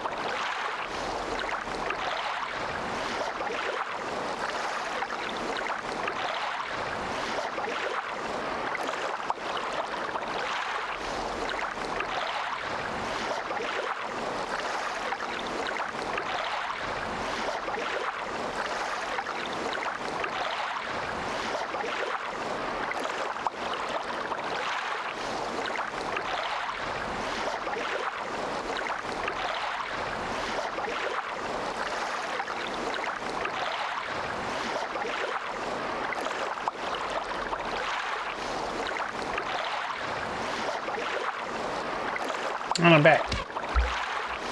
Alright, so I know we hit a switch that did something.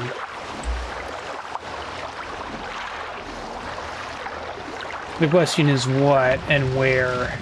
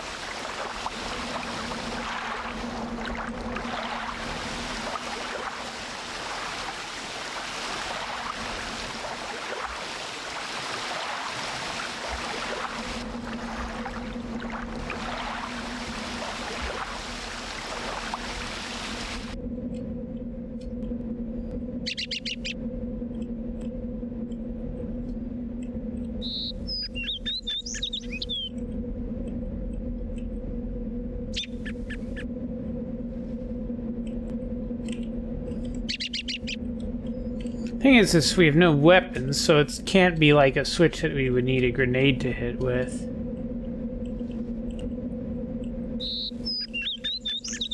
I mean, like, you know, exposing a switch that we would need to hit with a grenade.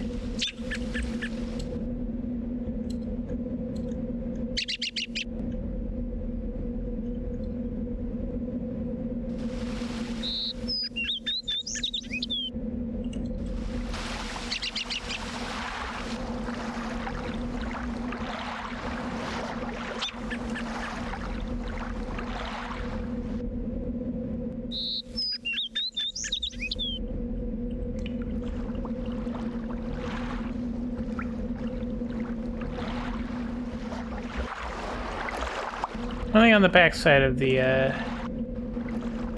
lighthouse.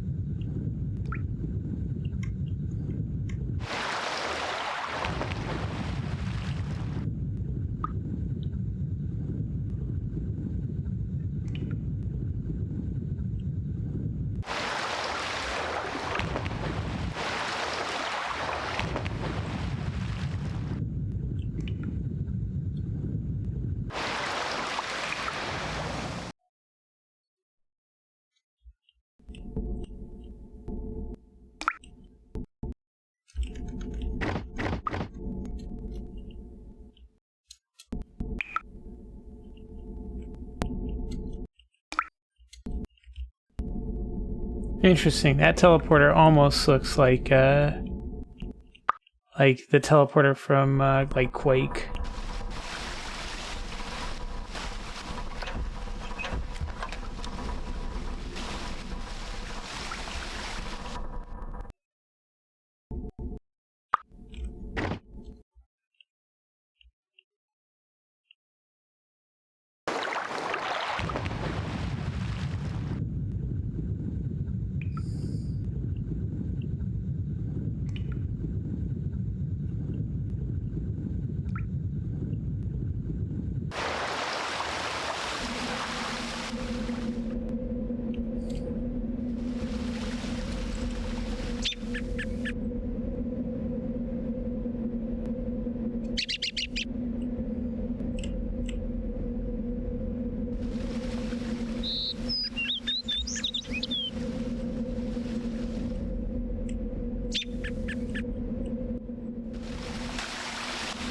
Okay, we're gonna drop down. We're going back up to where we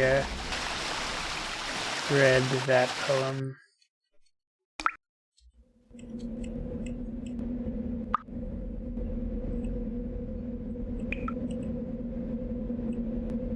Oh, that underwater thing just opened up this thing down here.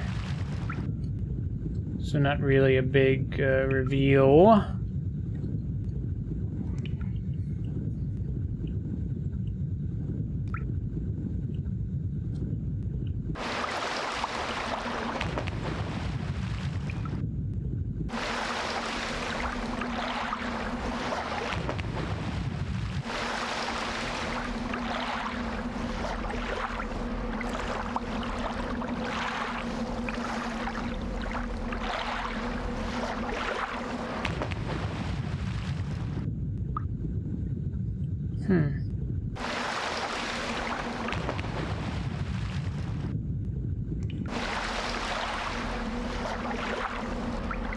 Is there any place I can jump to here that...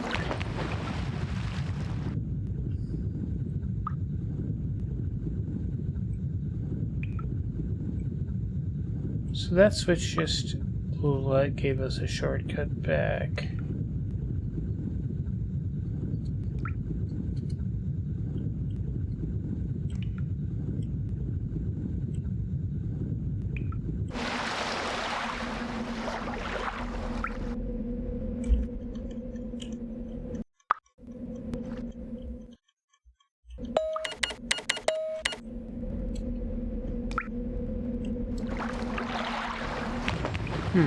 Well, if we went through that shortcut, where would that take us?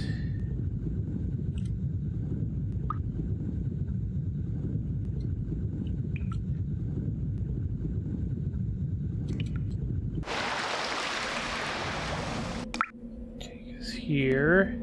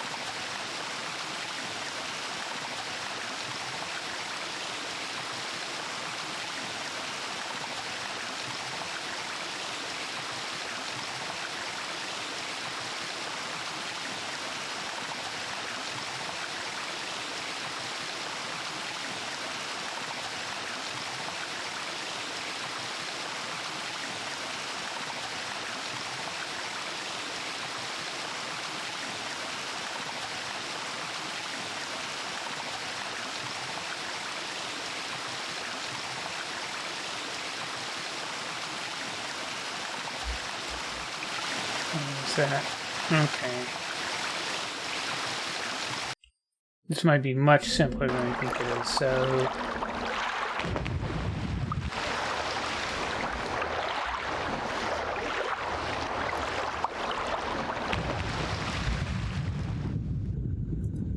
Definitely a whoops if it is.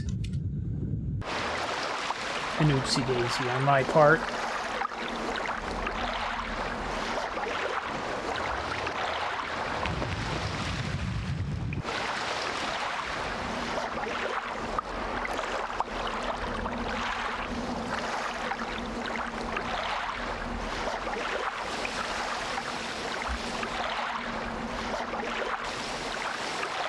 Shit.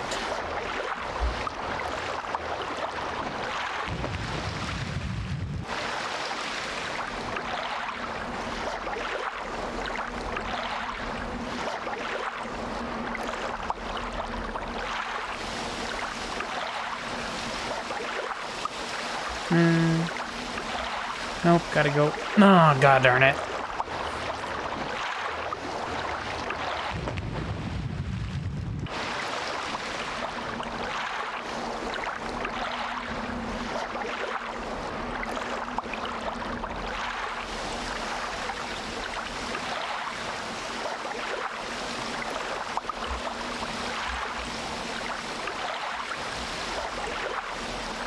Oh yeah, I have to go up first and then run over.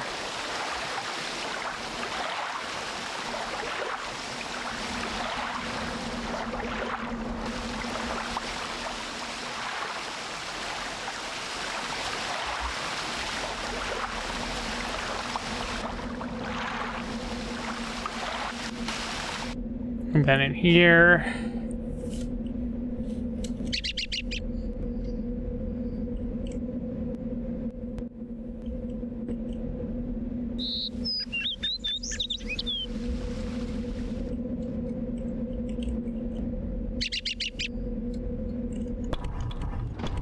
There it is.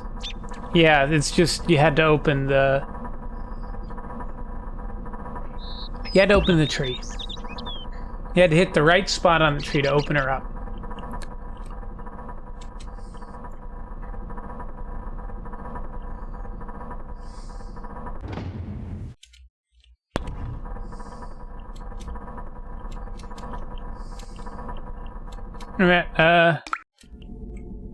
That puts us down here.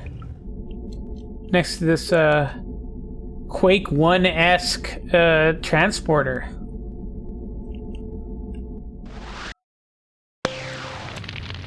Big man with a gun. FBI, Federal Bureau of Investigation. Agent, one condition was the house when you bought it. Bukowski. It seemed good. That Irish bastard made it out to be the goddamn palace of Louis the 19th the way he went on. Copper pipes this, new wiring that, and on and on. The attic, the basement. He did warn me about the basement. Oh yeah? Yeah. What did he say about the basement? He told me not to make any structural additions, like I was some sort of engineer. Why not?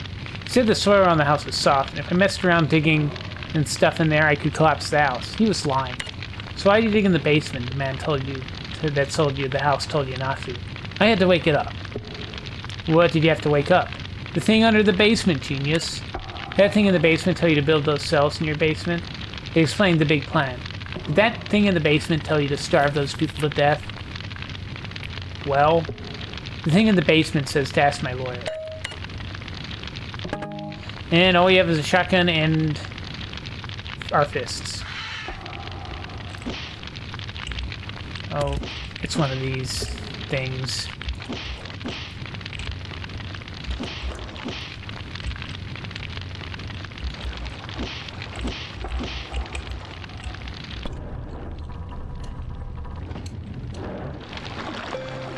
I think this is actually like a reimagining of maybe a Quake level.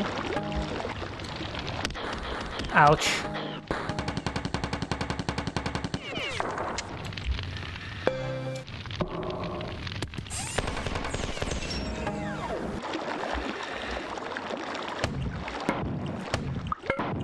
Oh yeah. The grenade launcher shoots eyeballs here for some reason.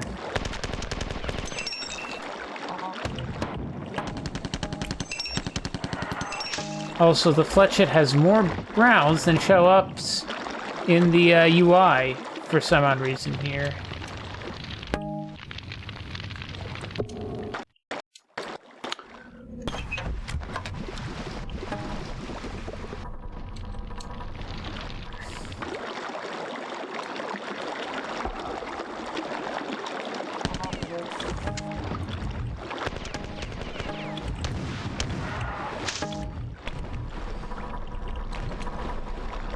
And the shotgun has more than one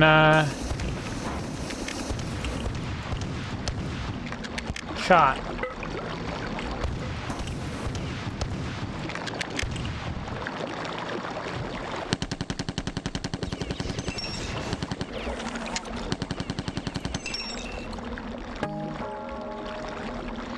Yeah, this is I think this is pretty much just a Quake 1 map that they recreated in, oh gosh.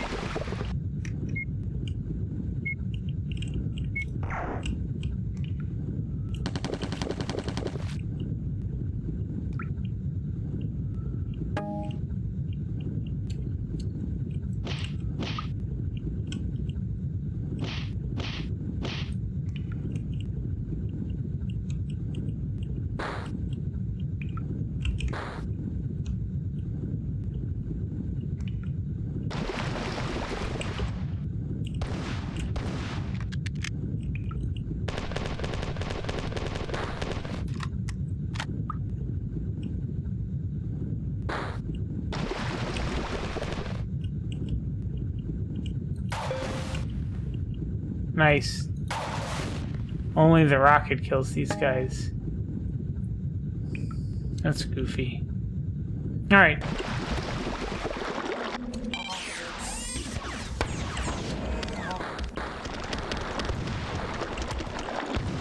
Oh, are these like supposed to be the undead stand-ins?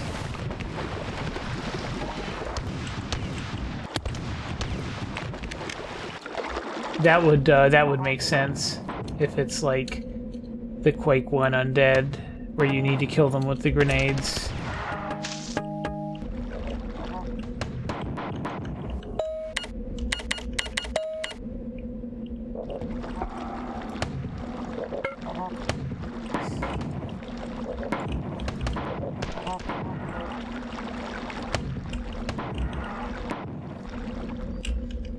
Alright, now we can read this.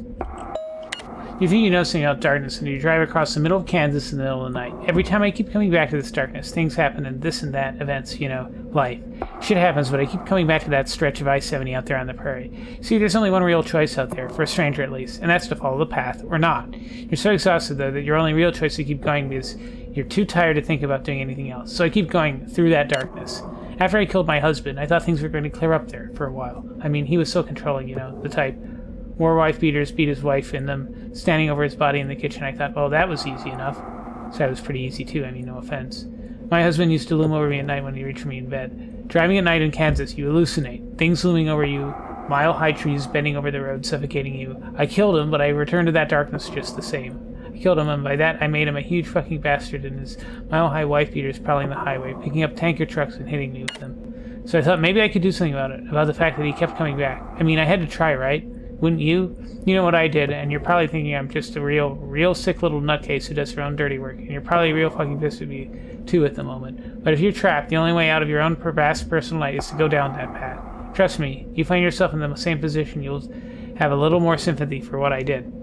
The awful thing is this, well, you may think killing the priest was probably the most awful thing I did, and maybe it was, but the most awful experience for me has been the fact that I keep doing this stuff over and over, always returning, you guessed it, I-70 through the Sunflower State. Every time I think there's another way out, another exit off this bloody interstate highway I'm trapped on, it's just an illusion, and I'm there killing another man.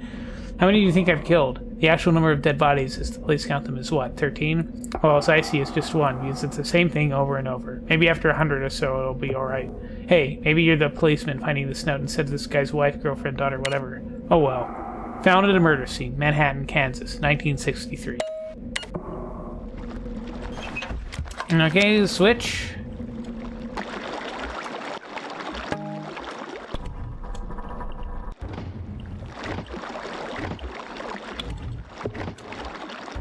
I have very little health. Up. Knew it. Alright. We know a little bit about this weird dimension we're going into now, in the sense that it is just a Quake 1 level, and our weapons act weird.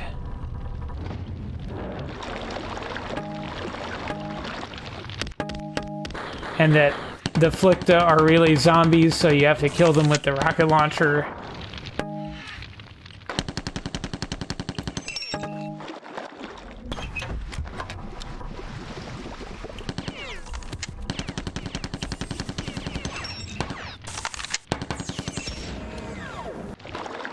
Oh, I'm probably gonna run out of time. Yep.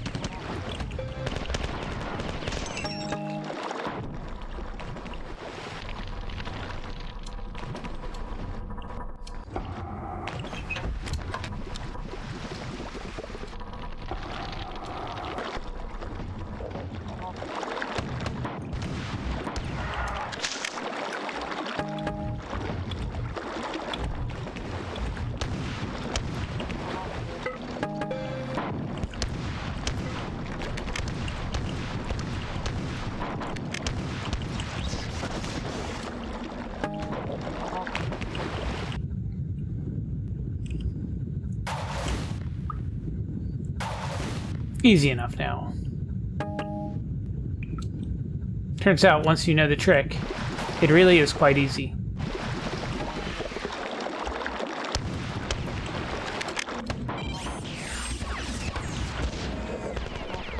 Alright, up we go.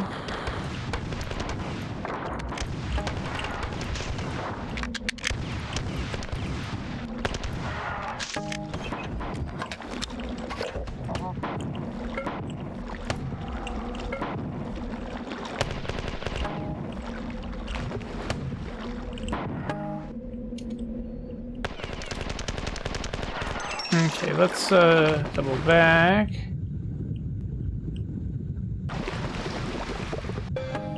I don't know why, like, it's so heavy to,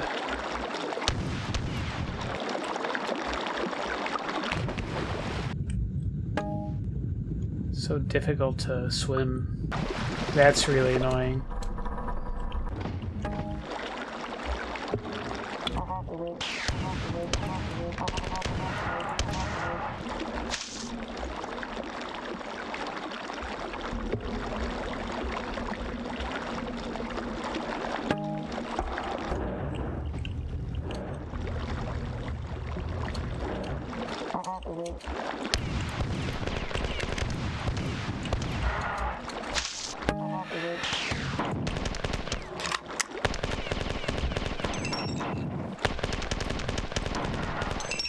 The only thing is, you can't ricochet the grenades like you could in the original, in, like the actual Quake levels. Need some shot. Ooh, there's a health pickup there. In case I need it.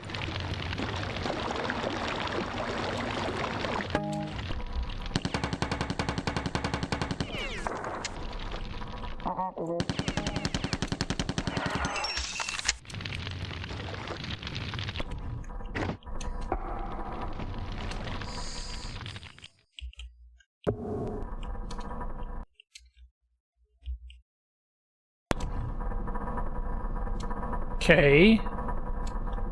Fortunately, I don't remember Quake that well.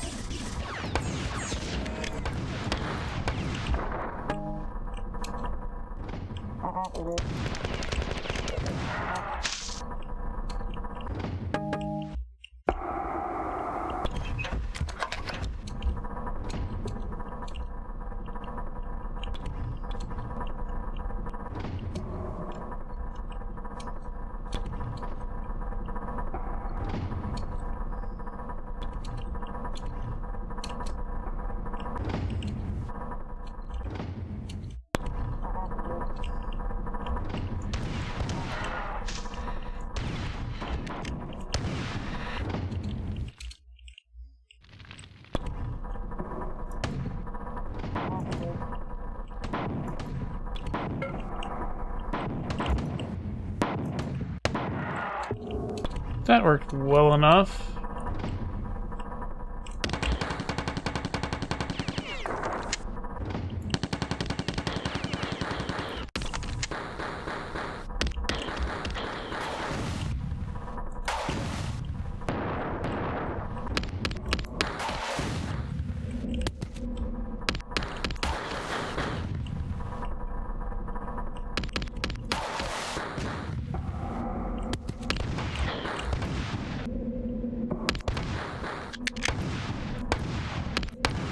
This guy's still gonna explode when I kill him?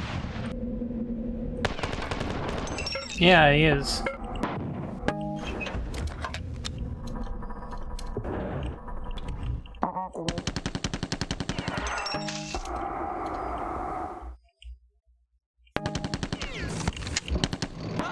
Ah, there we go. Alright. Continuing on. Let's see, there's ammo down here.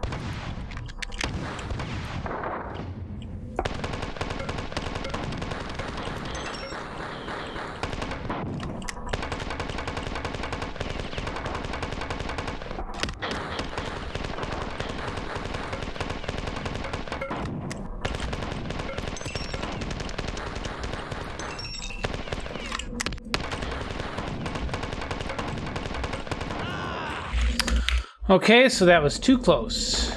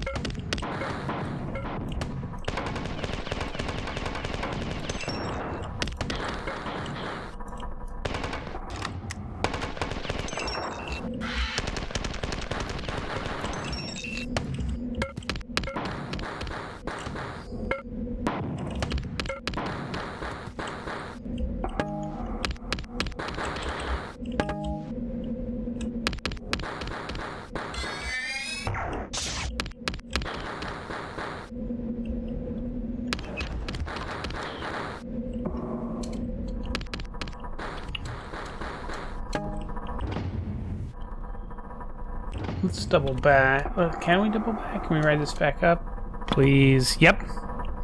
Because there's a health pickup up here.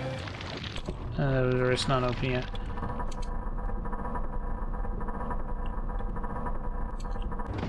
We don't have to actually deal with that big blue dude at all, I think.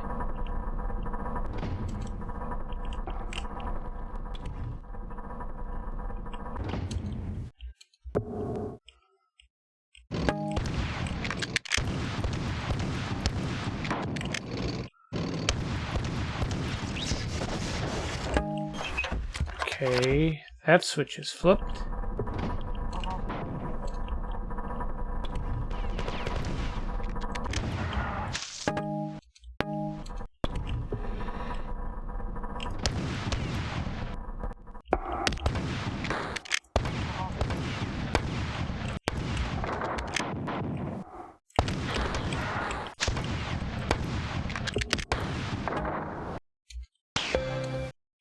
Thank you.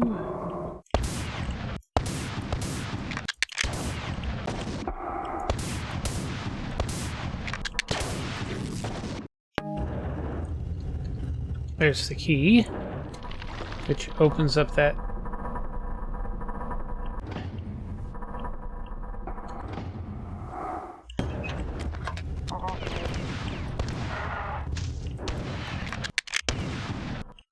Save our game, and I think that should open up access to that last area in the central.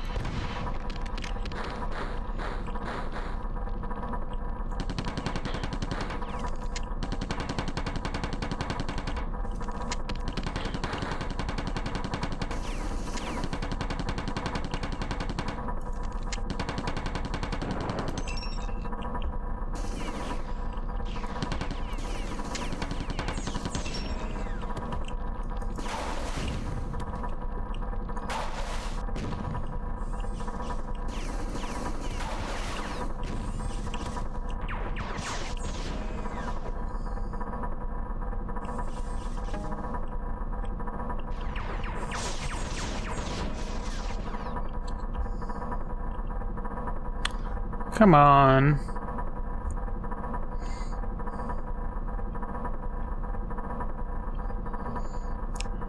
Could use elevator music.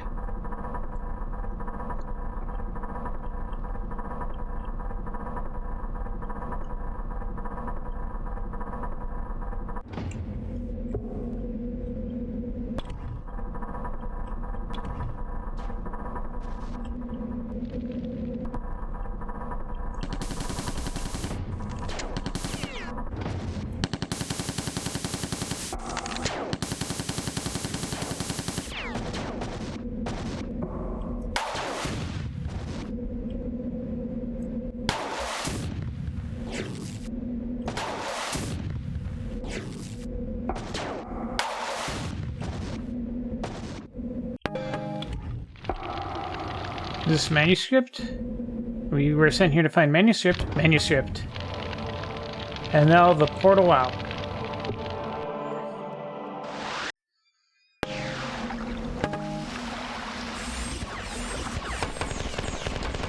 This level is named I Do Not Want This.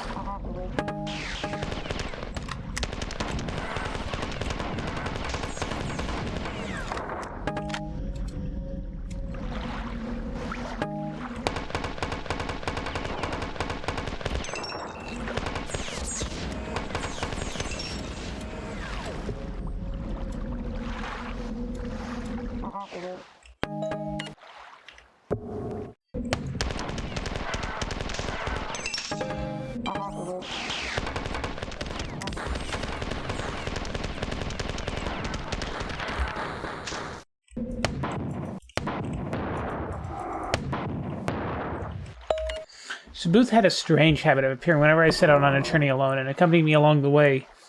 He would tell me stories about things he had seen, events he had witnessed, or stories that he himself was told by others. The whole episode involving my manuscripts was a trying experience, and I think that he was trying to make up for it by giving as much as possible to me.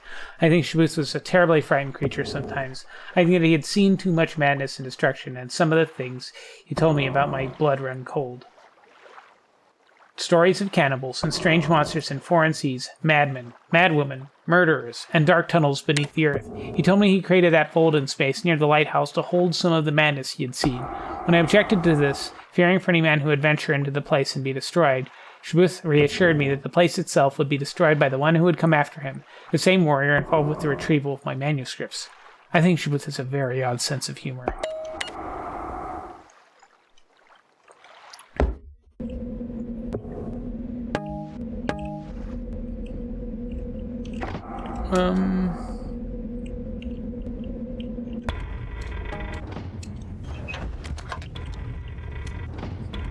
Oh, there you go.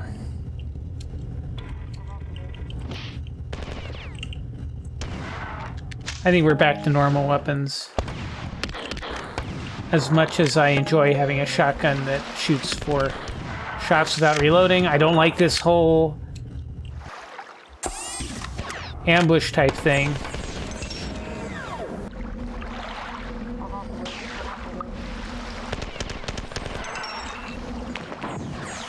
Oh, thank you.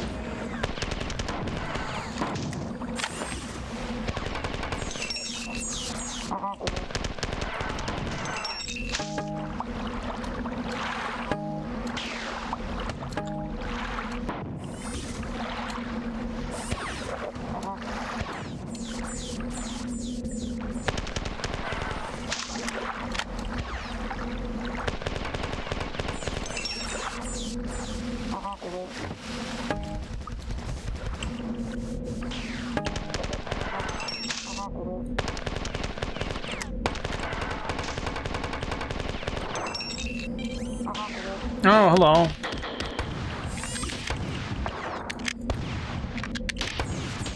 There's a damn juggernaut here.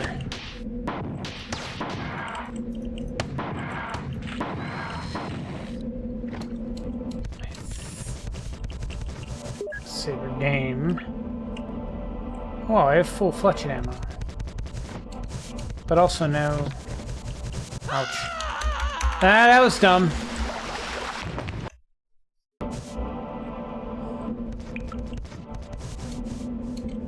We need a key.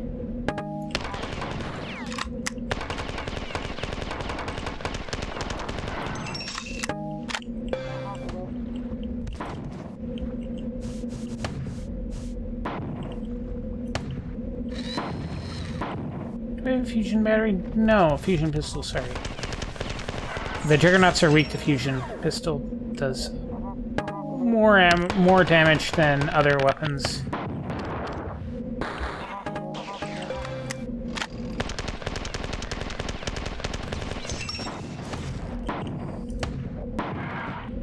Bye-bye.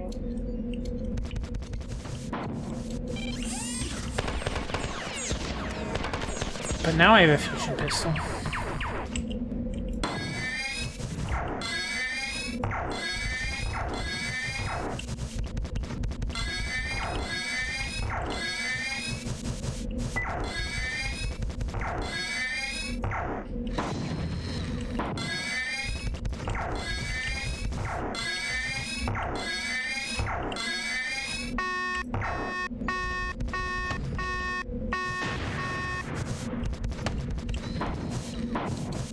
Here, another.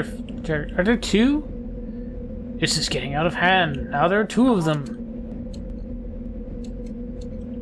I guess there are two Juggernauts on this level.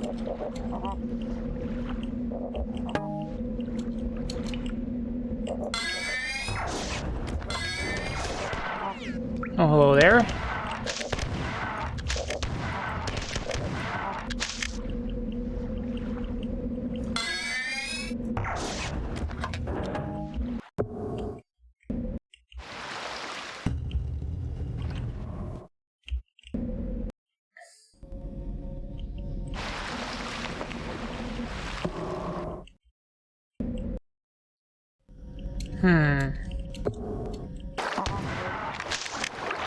There's the key that we need, but it's blocked by stuff in our way. I think we can go up this little path thing.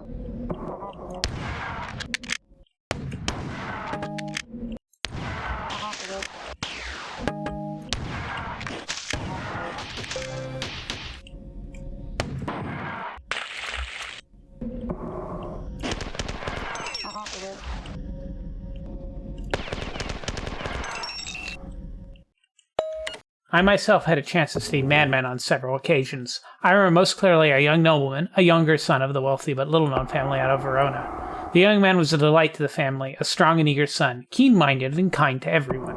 He even spent time assisting nearby farmers, trying to help them through a difficult time of drought and crop failure. One day, the youth could not be found. The family and servants alike searched the estate. His horse wasn't gone from the stable, but he was nowhere to be found. After a few days, the young man showed up at the front door, supported by a priest from the small church a few hours' walk away. The youth was listless and silent, staring at the floor. The priest explained how they had found the young man in a small cellar which had been dug many years ago beneath the main cellar of the church, weeping, curled up on the floor. Nobody at the church had seen the young man come in, or what might have happened down there in the cellar. The family saw the young man to bed, baffled by his condition, but grateful for his safe return. That night they were all awakened by strange scraping noises coming from downstairs. They found the young man dragging the body of one of the scullery maids across the floor of the wine cellar.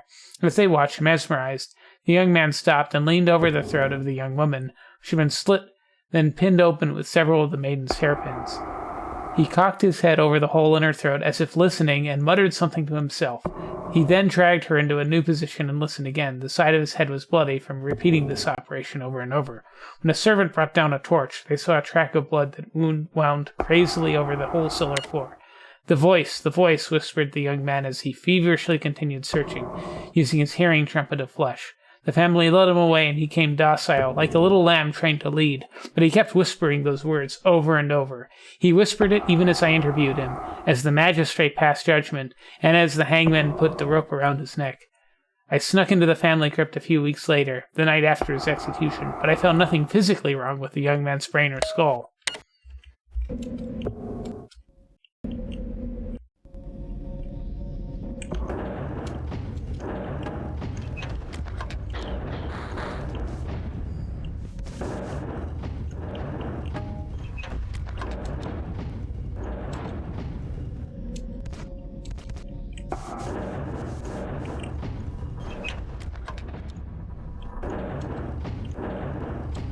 So that's the drawbridge controls. Oh, jeez. Not now. Not a juggernaut here.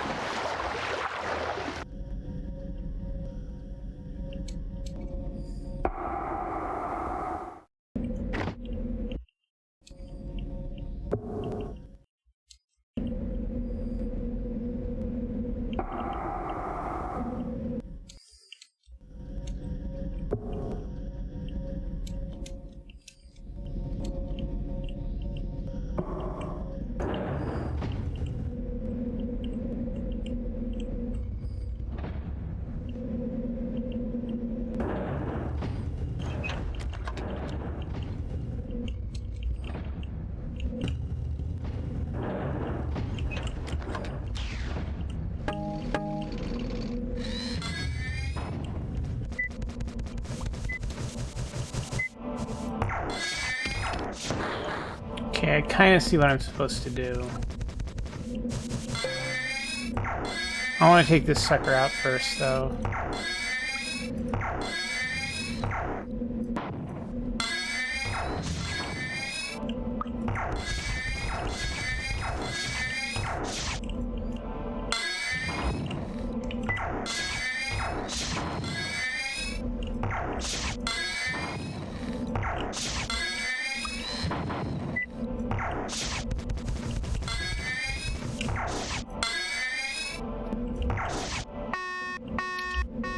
I need to back away because we don't want to be around when that sucker explodes.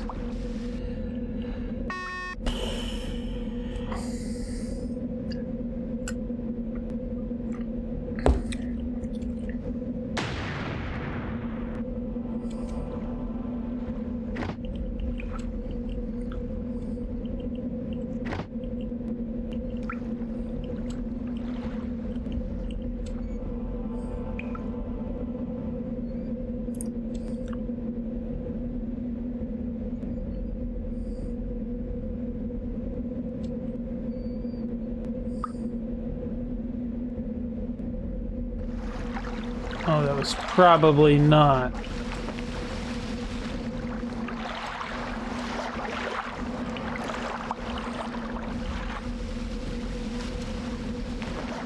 Weird. There's a platform up there. I wonder if that's the answer.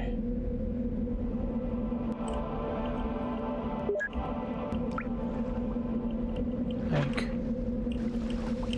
you can get here now.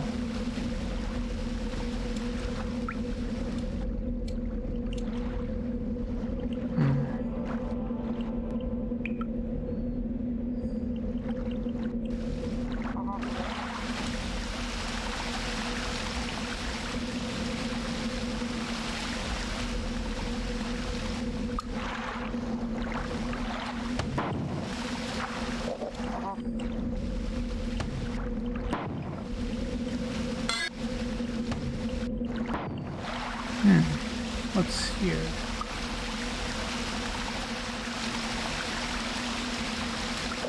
No, that's not it.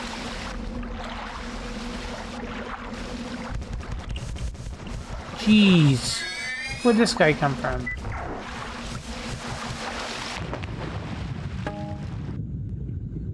Thank you.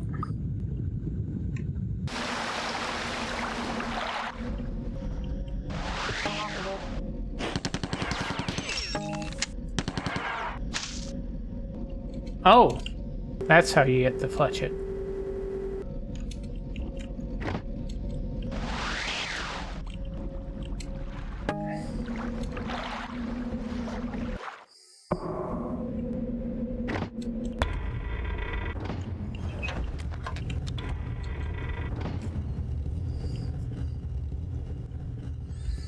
Okay, both juggernauts are down. I just need to think through this puzzle.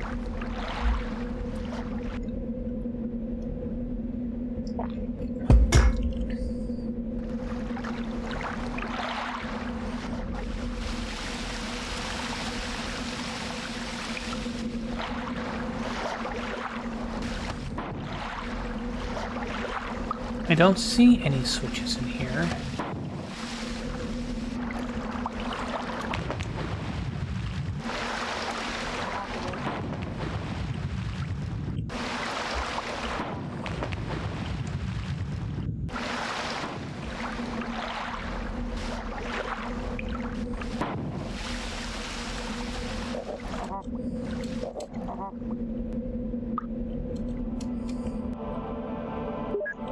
Saved.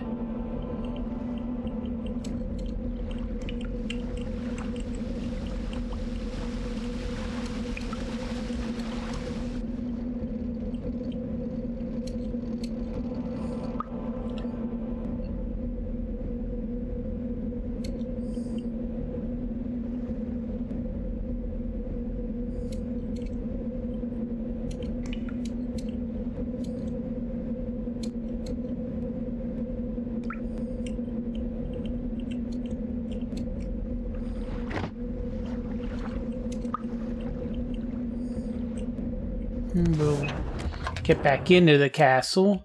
I have an idea that... Where did you come from?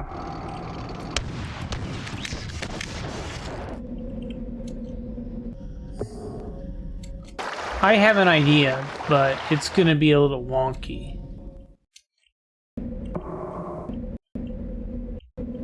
I also don't know where that cyborg came from. Pretty weird.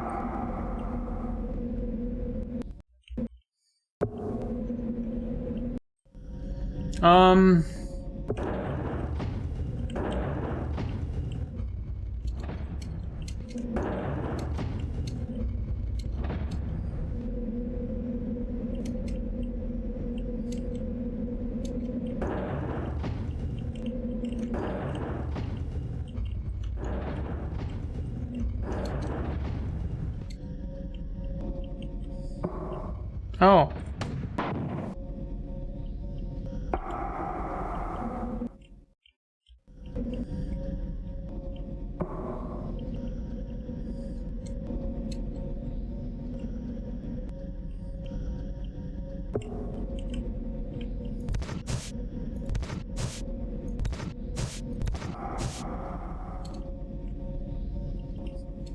Did not see that switch. Okay, that's certainly... I wonder if that opened up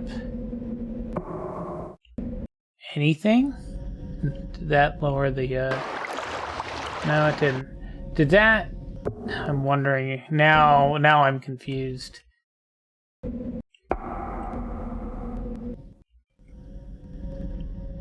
don't think... Maybe now we go back to the very beginning of the level? Where there's that teleporting thing? I don't know. There's ammo down here that I don't have.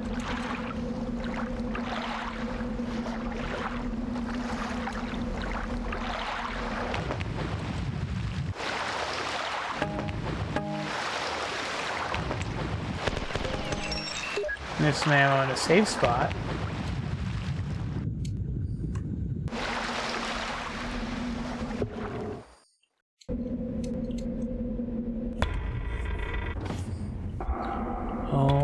Okay, let's go back to that teleporting thing.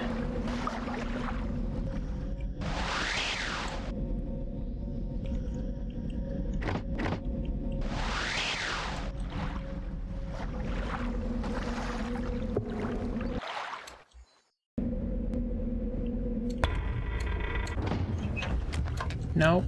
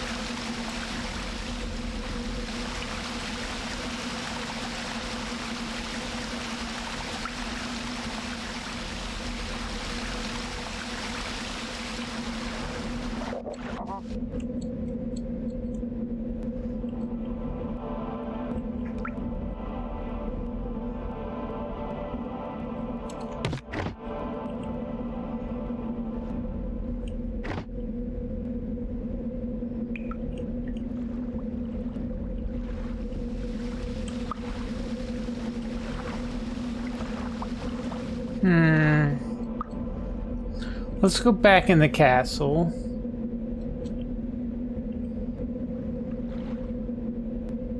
I'm ashamed to admit it, but I might be a little stuck.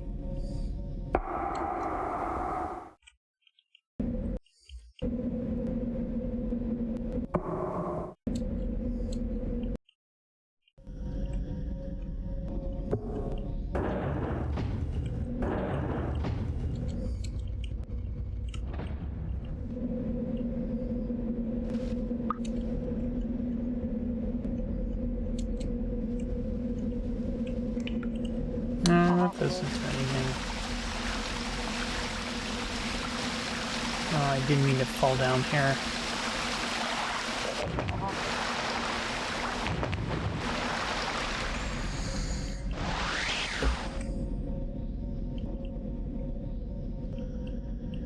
Any interesting things here that I haven't seen before? No.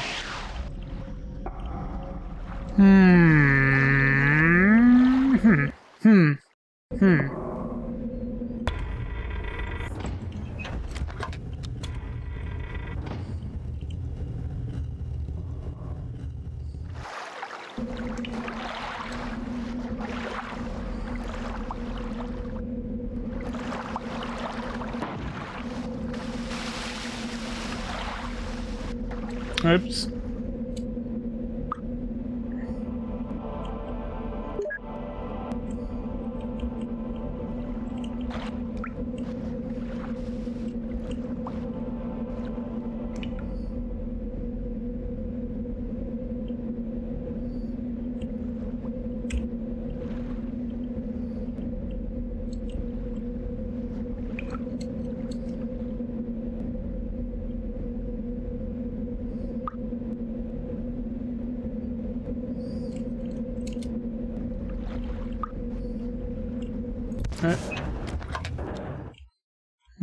Go up.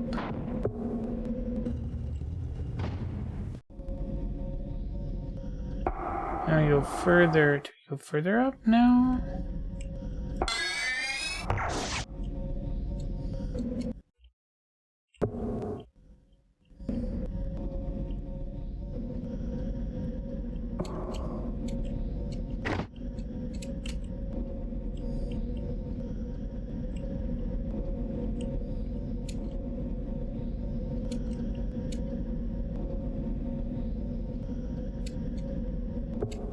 That looks like a switch. I wonder if we can see that from anywhere.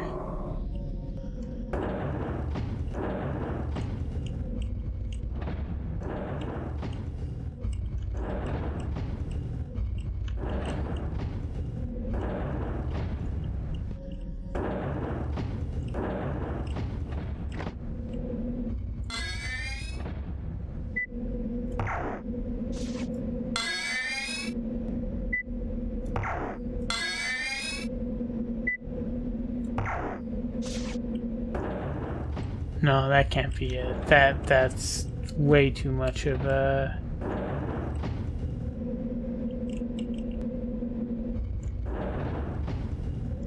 goofy shot to make.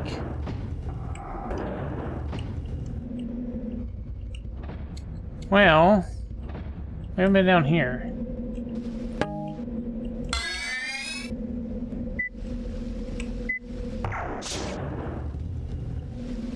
Oh. Hmm.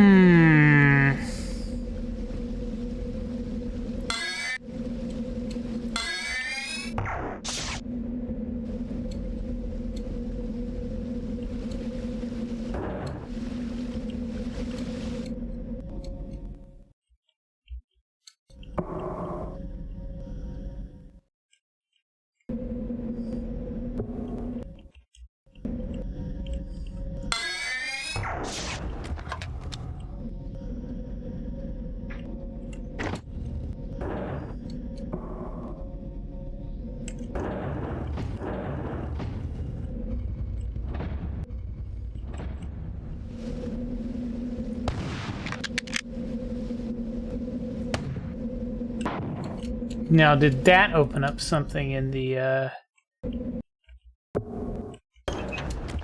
This is exciting. I actually don't know the solution.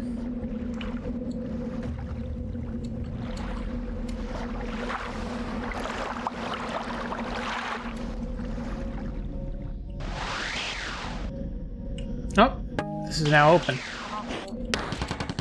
And there are enemies here.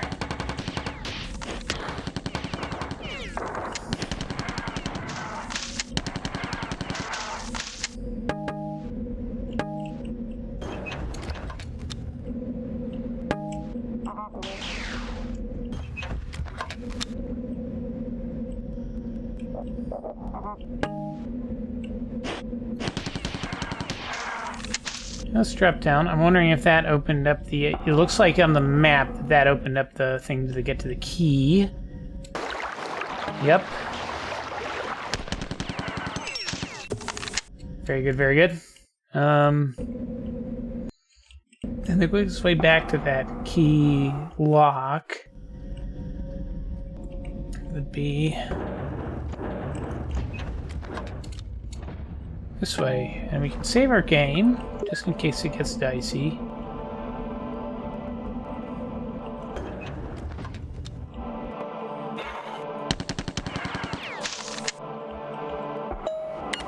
Shabuth was unsurprised when I told him the story of the young man from Verona. Shabuth said that in his observations of humanity, he'd seen people driven to madness by many different things: anatomical defects in the brain, traumatic experiences, or what he called the Old Ones. Shabuth was reluctant to explain the latter, but I pressured him into divulging at least some information. The Old Ones are like Shabuth in that they come from another world. Shabuth said that his kin had fought with these entities long ago, driving them out of their homeland, and as they fled, some of them settled here. This happened long before antiquity. The creatures hid themselves away in the deepest recesses of the earth and beneath the oceans. Shabuth explained that these entities would use humans for their own purposes, but is unable to clearly explain how they influenced humans to do their bidding. Everything about these creatures is different.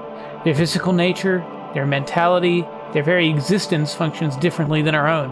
When a human mind comes into contact with one of these Old Ones, the differences drive the weaker mind into madness.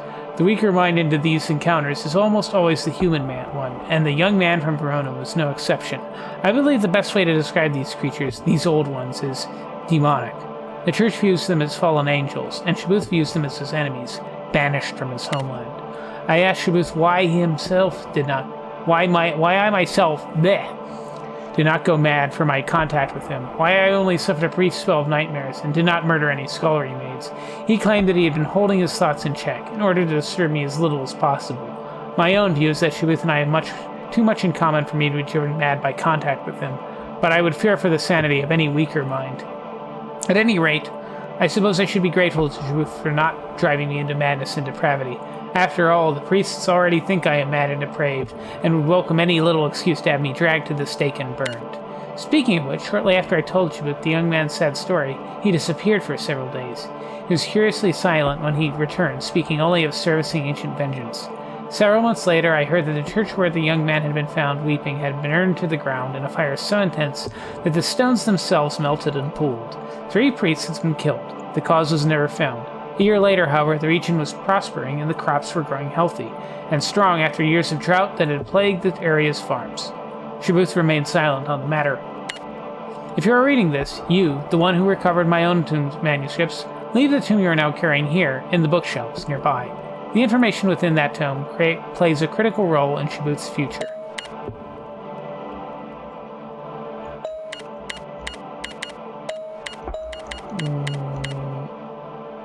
Here in the bookshelves nearby. Okay. Where's the bookshelves?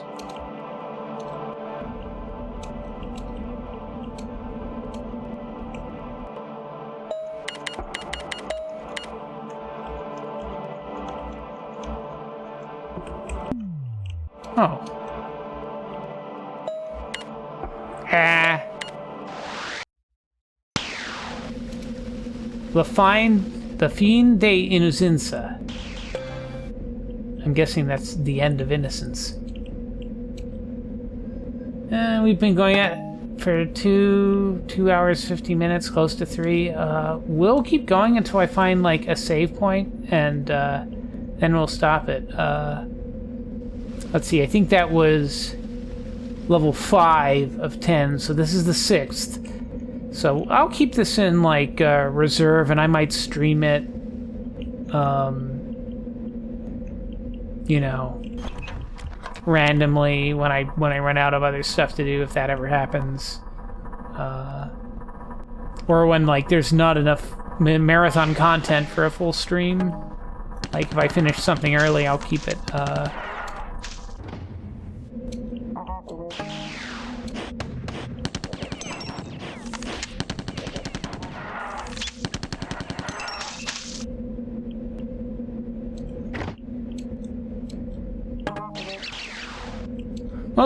This is kind of interesting because most of these levels are designed to start with nothing. You get all the weapons that you're supposed to have.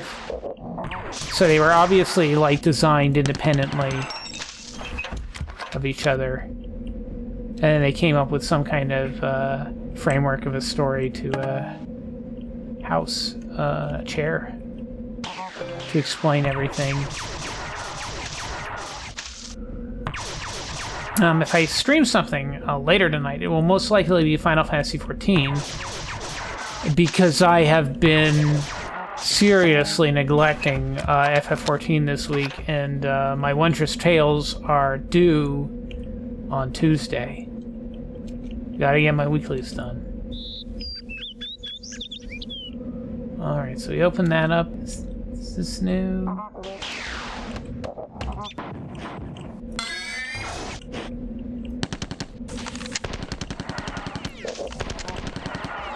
Ouch, that's not...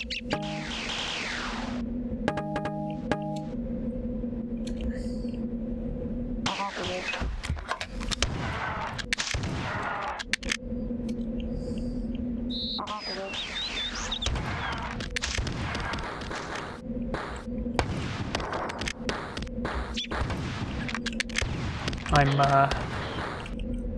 trying to not die.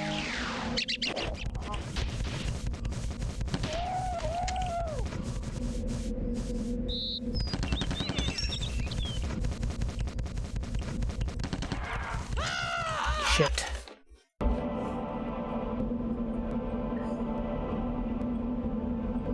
Actually, I'm gonna say that that's enough for now. So we're about halfway through. That's far enough. Good progress. I don't think I actually solved some of those earlier levels in this map pack. I don't think I actually solved this one that we're on. I never, when I first played it. So good progress. And anyway, I'll probably be streaming a little bit later with FF14 stuff. I might stream this tomorrow. I might not. I don't know. We'll have to see. And then Tuesday, everything is going to be a big TBD following Tuesday, depending on how the new Destiny 2 season shapes up. So I kind of want to be playing that. Anyway, thank you for watching, and see you around. See you next time. Or if you tune into the Final Fantasy XIV stuff that I'll probably be doing tonight, see you then. Bye-bye.